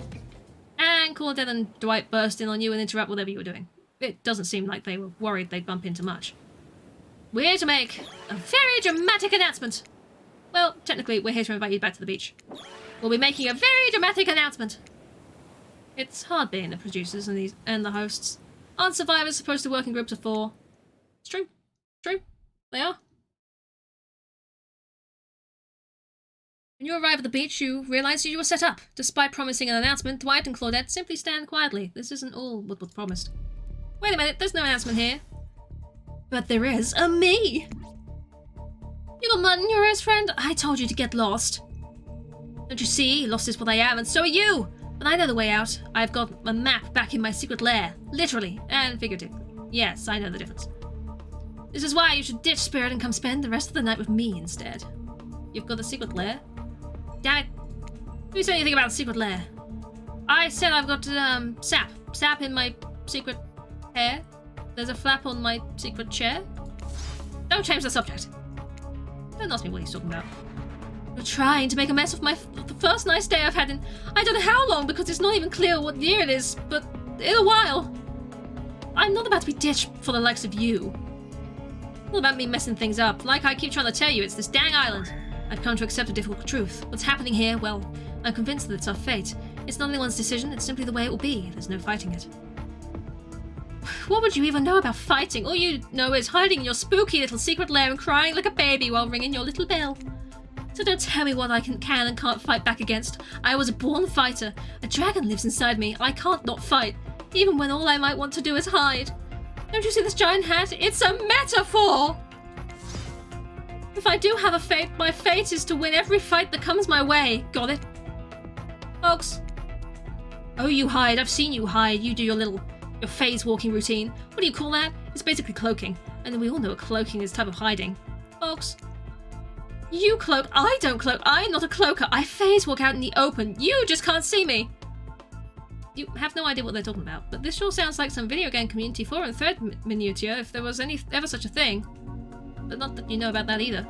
It sure doesn't seem like Dwight and Claudette are going to stop this, so it's on you. Ahem. I was thinking I was brought here to make this choice, so I'm going to do that now. And I choose... Oh god, who are we choosing?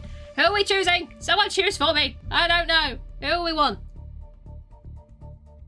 Are we sticking with Spirit, or are we intrigued by Wraith? We're still sticking with Spirit. Ah, Squish, you've been outvoted so far. It's 3 spirits to a bing bong. I mean... Rings bell. We're gonna be going for Spirit. I'm sorry, Bing Bong. I'm sorry. When it comes down to it, neither of these two seem easy to love. I mean, damn, Spirit literally has broken glass shards sticking out of her. But she has a certain charm to her gloom. Spirit and I were actually having a nice time. Besides, if it's my fate to end up on this island, well, to hell with fate, really. And don't take this the wrong way, Wraith, but the amount of awkwardness you pack into a single day, no wonder you're so skinny. That second-guessing yourself must burn a lot of calories. No offense taken, yeah, okay, it's true, I can be a little awkward, I guess, sometimes. Or Wraith. Right, so I'm gonna stick with Spirit. Spirit breathes a sigh of relief. I've got enough revenging to do without having to kill you and Wraith too. Great. Great. Spirit walks around a corner to show you something that she discovered in this place and knew it was meant to be connected with her journey. A cherry tree. It's just a small sapling, but it's begun to sprout flowers. It doesn't make sense to see a cherry tree here, in this place. It also doesn't make sense to see a ghost in a black bathing suit, so, you know, just accept it. As Spirit steps up to the tree, a cold breeze pulls some petals off and they come cascading through the air around the both of you. Do you know the meaning of this cherry blossom? They're beautiful, also quite symbolic.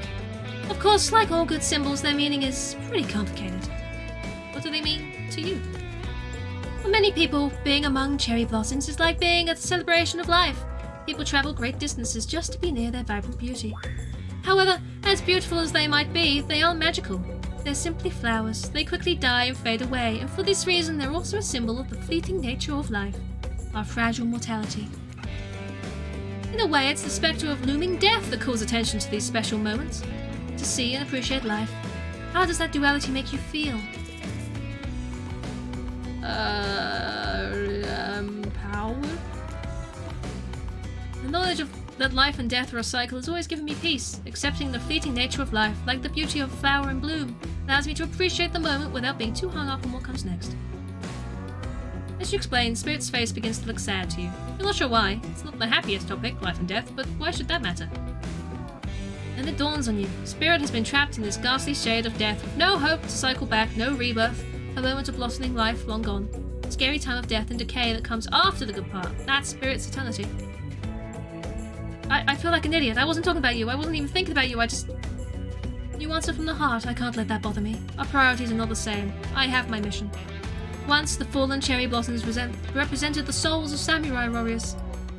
Those with noble characters, those who did not fear death, those who were killed in the greatest sacrifice to honor their emperor. I fucked it. I did. I keep doing that. Their lives were short, but their purpose gave them beauty. Those warriors saw death coming, but they never despaired. They stood and faced it. They held their swords and struck down their fear. But despite the samurai spirit that lives on in me, in my noble bloodline, my life is ended. But my death continues to stretch on. The cycle is frozen. This cherry tree, it's not real. Though its petals fall, they soon replenish, as if it were installed here by someone.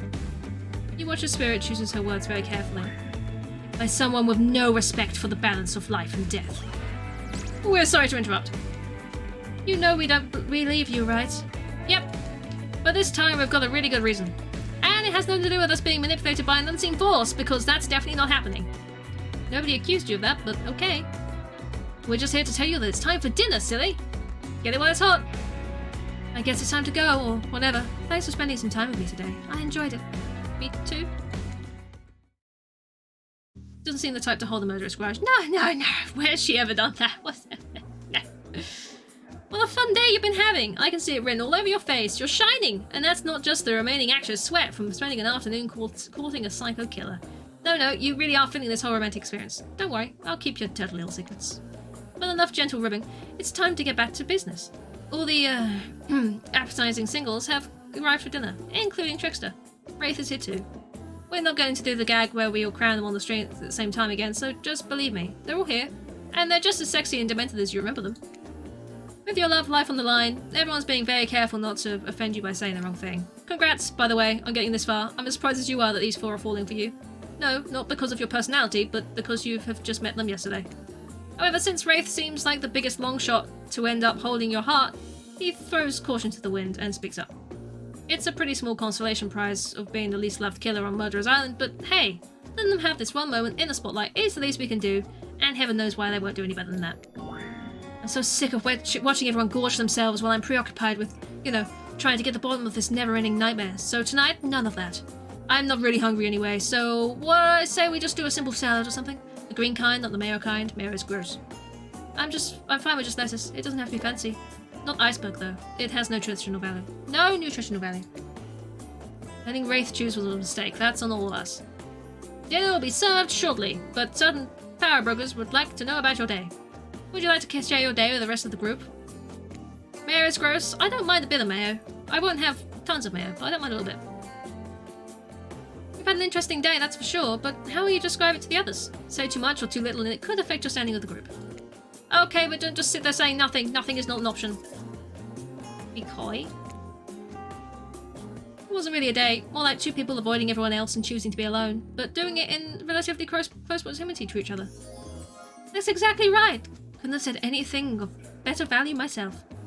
Meredith is clearly happy with the way you portrayed your day. No surprise, she doesn't like people getting into her business. I did something right! Dwight and Claudette bring out dinner. Everyone eats in silence, no one trusts anyone now, and they're all very tired.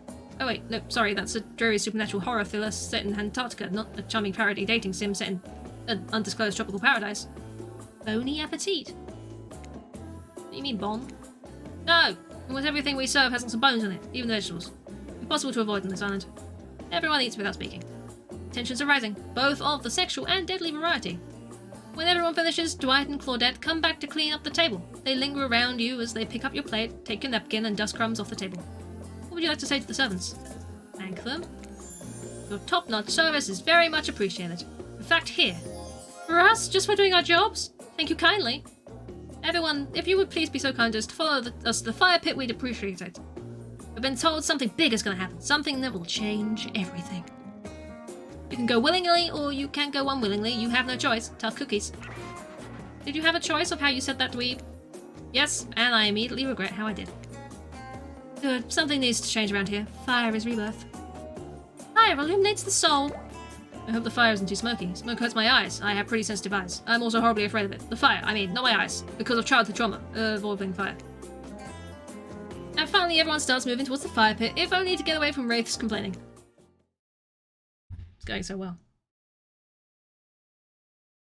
You take a seat on the comfortable log, feeling the fire's heat against your skin, and wait for the other killers to take their places, wondering who will want to tell a story this time.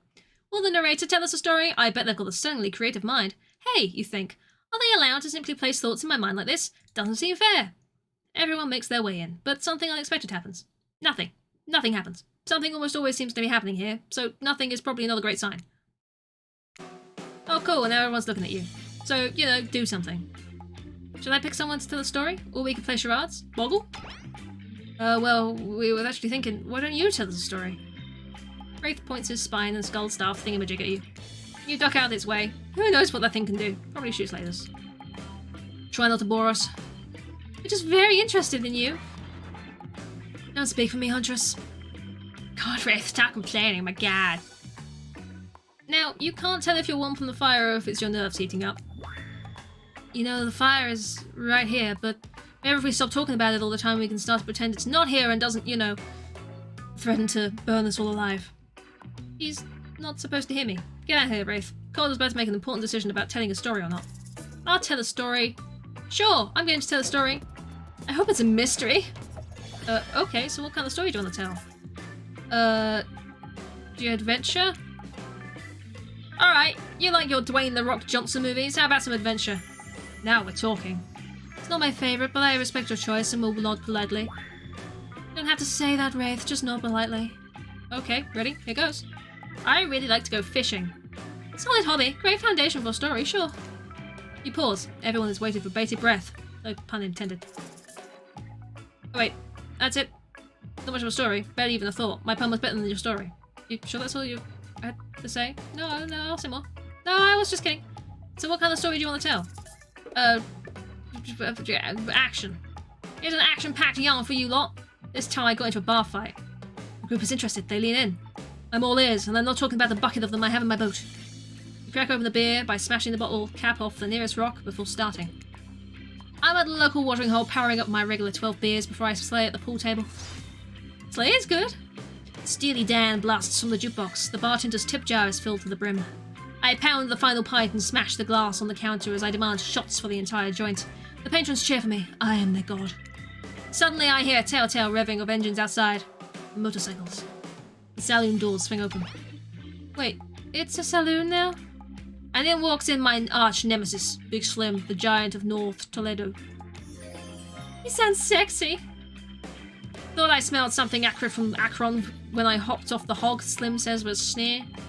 I get up from my stool, the gal behind me rubbing my shoulders, revving me up for the inevitable fight. Long way from home, are we, Slim? What are the fine people of Elm Street gonna do without someone to sell them their second-hand cufflinks tonight? I taught him. He strokes his oily beard. This story has a lot of specific geographic references in it. I have a perfectly good job at the pawn shop! Are you coming at me like this? Slim yells. That's fair, I scream back. Why do we even hate each other? I can't even remember. Something about me cutting you off in traffic, but it was misunderstanding, Slim yells. Well then, let's hug it out, I say, tears starting to well in my eyes. And we made up. What about the bar fight? Oh yeah, we got into a real blowout fight later that night. Really yelled our proverbial heads off, but it was just an argument about whether you should say pop or soda. Come on! I gave up the headlining at Coachella for this? Spirit laughs hysterically, probably laughing at you, but it's a laugh you're ready to accept. That sure was kind of a story, technically. Okay, that was not a very good story. I don't mean to insult you, but it was actually quite bad. Sorry, this narrator keeps it real. We can't just end it here. Who else would you like to hear a story from tonight? You look from killer to killer, trying to decide who might be the most entertaining. I mean, we've been doing lots of spirit stuff, so let's go for spirit. I suppose I could tell a story, but I don't really want to. But anything I say is sure to be better than whatever you get out of anyone else in this group. Like all good stories, I stole this one from someone in the past who is dead now and can't do anything about it. It's called The Bride. I suppose it's the fiancé. One winter, a young couple decided that the next spring they would be married. The two were madly in love and could not wait for the snow to melt so they could join in matrimony to unite their souls for eternity. Per the latest bridal trends, they decided to have their wedding ceremony at the edge of the woods by a beautiful shabby chic farmhouse. Together they spent months planning the details of the wedding. They created invitations, figured out seating arrangements, and one tasted 100 cakes before settling on the perfect one. They chose Lilikoi, by the way, so fancy. When it came to figure out the decorations, however, the fiancé, I guess, since she wasn't actually married yet, wanted to take the lead and set the style. After all, her boyfriend had been wearing cargo shorts and open-toed sandals for pretty much their entire relationship, so he was definitely not to be trusted.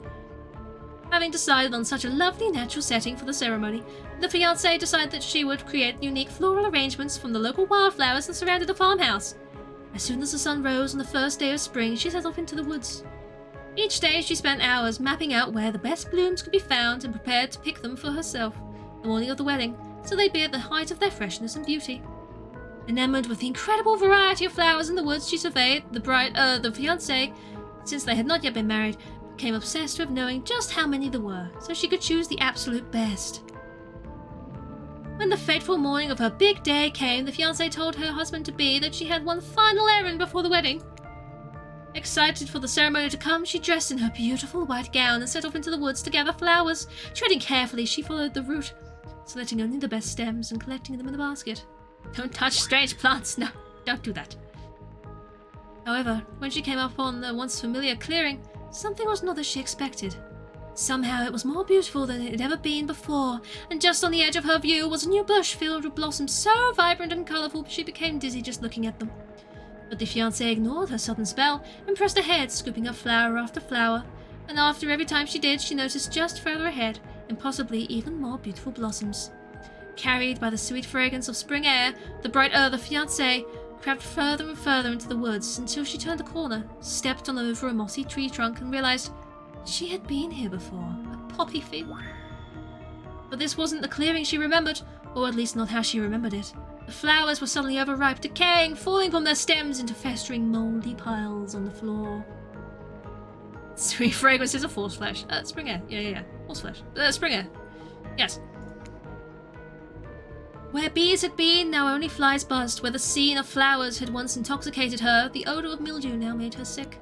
She turned and looked back, but the path was dark. Into a shadowy glen she walked and walked and walked. That day, as guests gathered at the farmhouse, the fiancée was nowhere to be seen. Her friends, family, and love began looking for her, but to no avail. They searched the pasture, the tree line, and into the forest, but there were no beautiful wildflowers or young lovers to be seen. Just old dead trees, trampled vines, and a moss-coloured rock. Spirits gets emotional, proceeds to murder people. I know! He'll murder them all! Not really doing it for you, I mean. The fiancé stayed a fiancé for eternity, always wandering, looking for fresher blooms to clip, but never finding them. Distracted by a never-ending search for perfection, unable to see that you are loved for who you are. You should always be careful shoving your hands into a strange bush. I know. Don't go shoving your hands into any deep bushes, okay guys? Not without consent. Have you offered tea? Yeah, Andy. Horse flesh! Let's go lasagna again, I mean. Distracted by a never-ending search for perfection, unable to see that you are loved for who you are, out there, all alone. Thought it was beautiful and sad. It's like someone we know. Now it's story time. A lot of people like to take pot shots at sequels, but I think every good story deserves a follow-up. I like horseflesh ice cream. I do. It's true. When you think it's the end, the sequel is almost never as rewarding as the original. That's why I'm more of a fan of the episodic style of storytelling. Knowing as a series takes a lot of pressure off any individual installment and builds a greater sense of community between audience and creator. Tell me, if you could delete any sequel from existence, what would it be? Don't answer that, we don't actually care. We're just here to make sure we seamlessly move on to the next segment of the evening. God forbid my small talk get in the way of a romantic twilight moment. Right, I'm gonna need you to shut your trap chat. You know we need to get back to that thing we do whenever we're not on screen. Okay, you have fun tonight, and try not to wink wink end up dead. Why don't you just say the words wink wink out loud? What kind of double entendre are you getting at with the end up dead thing? Dwight is physically incapable of winking, not since the accident. And you do know all of these people are despicable criminals with double-digit kills counts, right? Wink, nudge, extra sausage. Well, except for Spirit, she doesn't really belong here. She's strictly a victim, not a perpetrator. No wonder she's pissed. Did I hear that somebody trash Tomic's talking Spirit? Do me in. What do you say we take this talk to the hot tub so I can soak up this board while I roast the ghost with some killer hot takes? Please, enough of the talk of burns and things like the lit or getting blazed. It's enough of these all activities have to be set next to a little fire. Must I be surrounded by figurative flames as well? Well, if we turned and ran as far away from this place as we could, just you and me. Oh no, spindly legs, you'll probably tire before you get too far. If it's running away to some place more secluded cold as after, they should obviously join me. Have you seen these legs? Pure power. Not that my walk speed really reflects my giant stature, but that's because I choose to move slowly for selfish reasons. It's my own choice, it's completely logical. Why is everyone so obsessed with comparing themselves to each other and then creating drama? I'm so over all that. That looks like he's got extra sausage. I mean, he does have quite the bulge, doesn't he? Don't you get it? Society wants to trick you into fighting with each other so the corporations can swap in and sell you fake solutions to all your fabricated problems. I'll be sitting in the shade drinking something locally sourced while thumbing through a public domain novella printed on recycled paper because I refuse to play that game anymore. It's like she's actively trying to be as unappealing as possible. Does it really turn anyone else on or just me? Despite Trapper's insatiable appetite, it seems his attention, along with the attention of everyone else, is still on you, for the moment. If you could, no, pick one of us, maybe we can move on with our lives, or, you know, some special projects we might have going. You heard him. Who will it be? Who will I head off with for an evening activity? I'm just saying, you may not get a ton of chances to dead around like this before your time on Murderer's Island comes to a close. And no, I'm not satisfied with that name either. But with this streaming reality TV dating show boom happening, it's pretty much all that wasn't taken. Which killer will you pick? And yes, we're back to excluding Trickster because, that guy. Spirit, we're going for Spirit? We can go back for Spirit. We'll see how much we can get done. Otherwise, we'll continue tomorrow. Spirit? Oh, you picked me. Yay. Sorry, that was rude of me. I despise phoniness, so I should be honest with you. You make for interesting company, and I love the idea of winning over these other killers at all costs. Even when I hate the game, the prize. But I had a long day. Floating, subverting expectations, grinding my teeth as I imagine sweet, sweet revenge. It takes a lot out of me. So don't stop bringing your A game, alright? It might seem like I hate everything, and getting to really know who I am is an impossible task not worth trying, but too bad. You won't know unless you search deep inside of yourself and bring everything you've got. Or just say the exact right thing at the right time and melt my cold heart in an instant. I don't know the rules here any better than you do. Enjoy your luck, Haunted! See you at the bar, I guess. You arrive at the bar to find Dwight and Claudette both holding cocktail shakers surrounded by a bevy of bottles for assorted boozes. Who's ready to get wasted? Well, I don't drink, so not me. You really don't drink? Ever? Is that like a because it'll just fall out a hole in your stomach thing, or? I don't drink alcohol because alcohol is poison for the body and the mind, and I don't need to act like a fool to have a good time. Then why did you choose a mixology lesson as your romantic nighttime activity? Everyone knows this kind of date is just an excuse to get loaded up on booze and make terrible decisions. It's true! Not a single person has ever learned anything on one of these things. Dwight, now that's not true. You learned how to tie a cherry knot in a stem using only your tongue. Whoa, who ordered the soda with a splash of my private business? Because that's off menu. Well, I know what I'm drinking to forget tonight. Dialogue is helping with the whole monster thing? It is, isn't it? It's a strange contrast. Mixology is a real thing, and it doesn't require alcohol to be interesting. I'll have you all know that I worked at the restaurant before I was violently executed. By your father. On whom you'll have bloody revengeance. Right. Well, so be it. How about you, Cole? Do you drink? I booze it up. Sorry, Spirit. I booze it up. I'm sorry. Well, with all due respect to Spirit, I don't personally have anything against a little bit of alcohol. And this is the result, I think. I'm on vacation, I guess, so bring on the booze. I was afraid you said that, you see. You and Spirit have different dietary restrictions, which means we've got to make 2 different drinks with 2 different sets of ingredients. And that's like double the work for the same amount of pay, which is already 0, for a job we both hate. What do you say? Would one of you maybe bend your will just a teensy bit to make life easier on us? No. Okay, your position is firm. I feel you, Cole. Be a pal. What do you think? We gotta get the show on the road.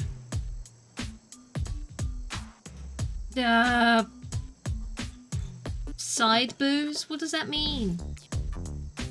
What if I did the alcohol-free mixology lesson, but you just served me a bottle of something a little harder to pour on the side? I can take care of myself. Amazing idea.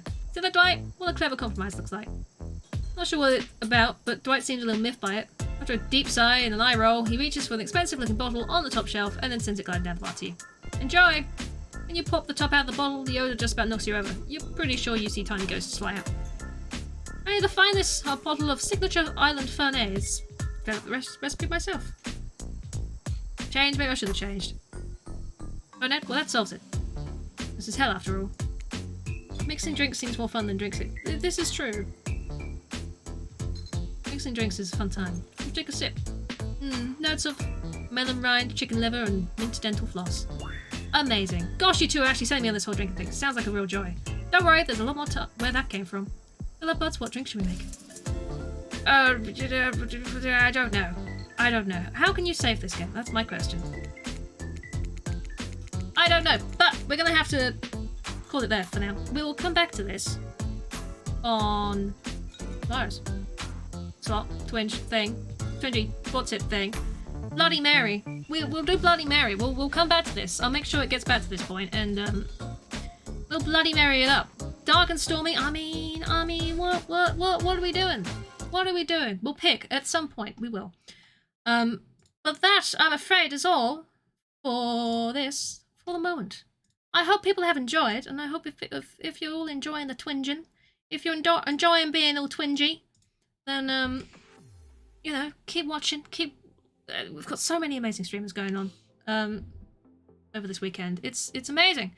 I am going to be twinging tomorrow. I will be, what is it, 4 to 6, I believe, on Sunday. So, yes, we'll be playing this again. So we'll see if we actually... I don't know if I'm doing anything correct, I'll be honest, with Spirit right here. I don't know if anything's going well. You have to squiz the whole schedule. Lamp, if you type in !twinge, you'll get the brochure come up, and it will give you the schedule of who's going live. No worries, Matt. It's an honour to, you know, be able to do this and help out and raise money for peoples, and it's all good. It's all good. It's a lot of fun. Twinge. Twinge works, there you go. Twinge is fun.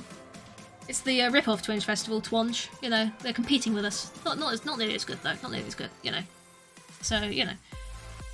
This has been a lot of fun, so we'll definitely pick this game up again tomorrow. We'll see how much further we get.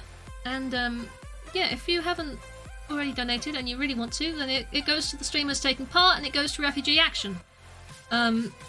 It's a fantastic cause, so it's always lovely to help out, but obviously no worries if you cannot.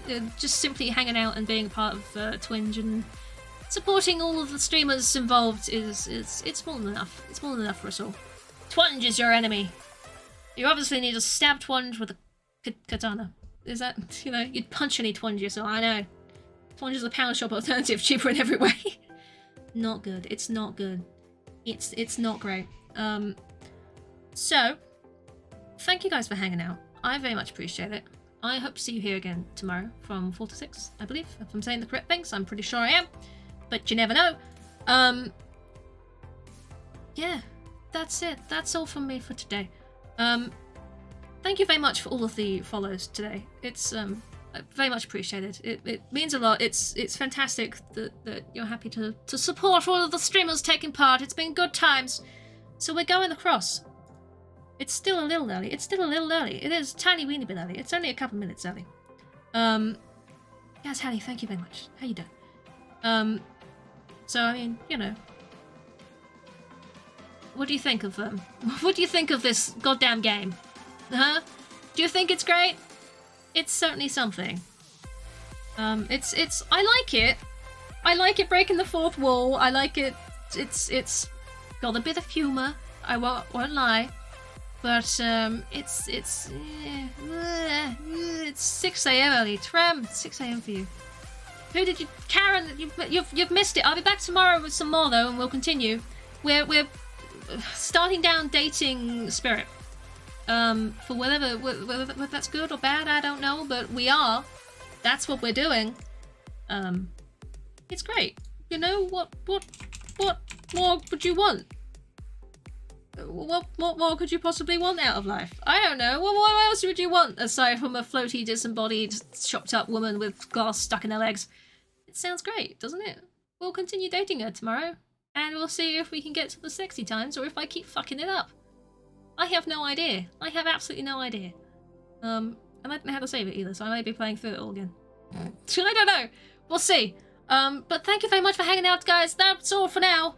I'm going to go over to Holly, who is next on the schedule.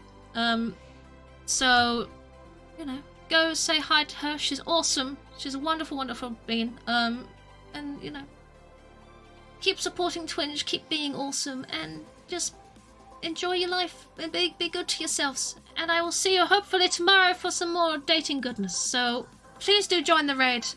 Thank you very much for hanging out, and I will, you know, see you tomorrow. Bye everybody. Bye bye bye bye bye bye bye bye bye bye bye.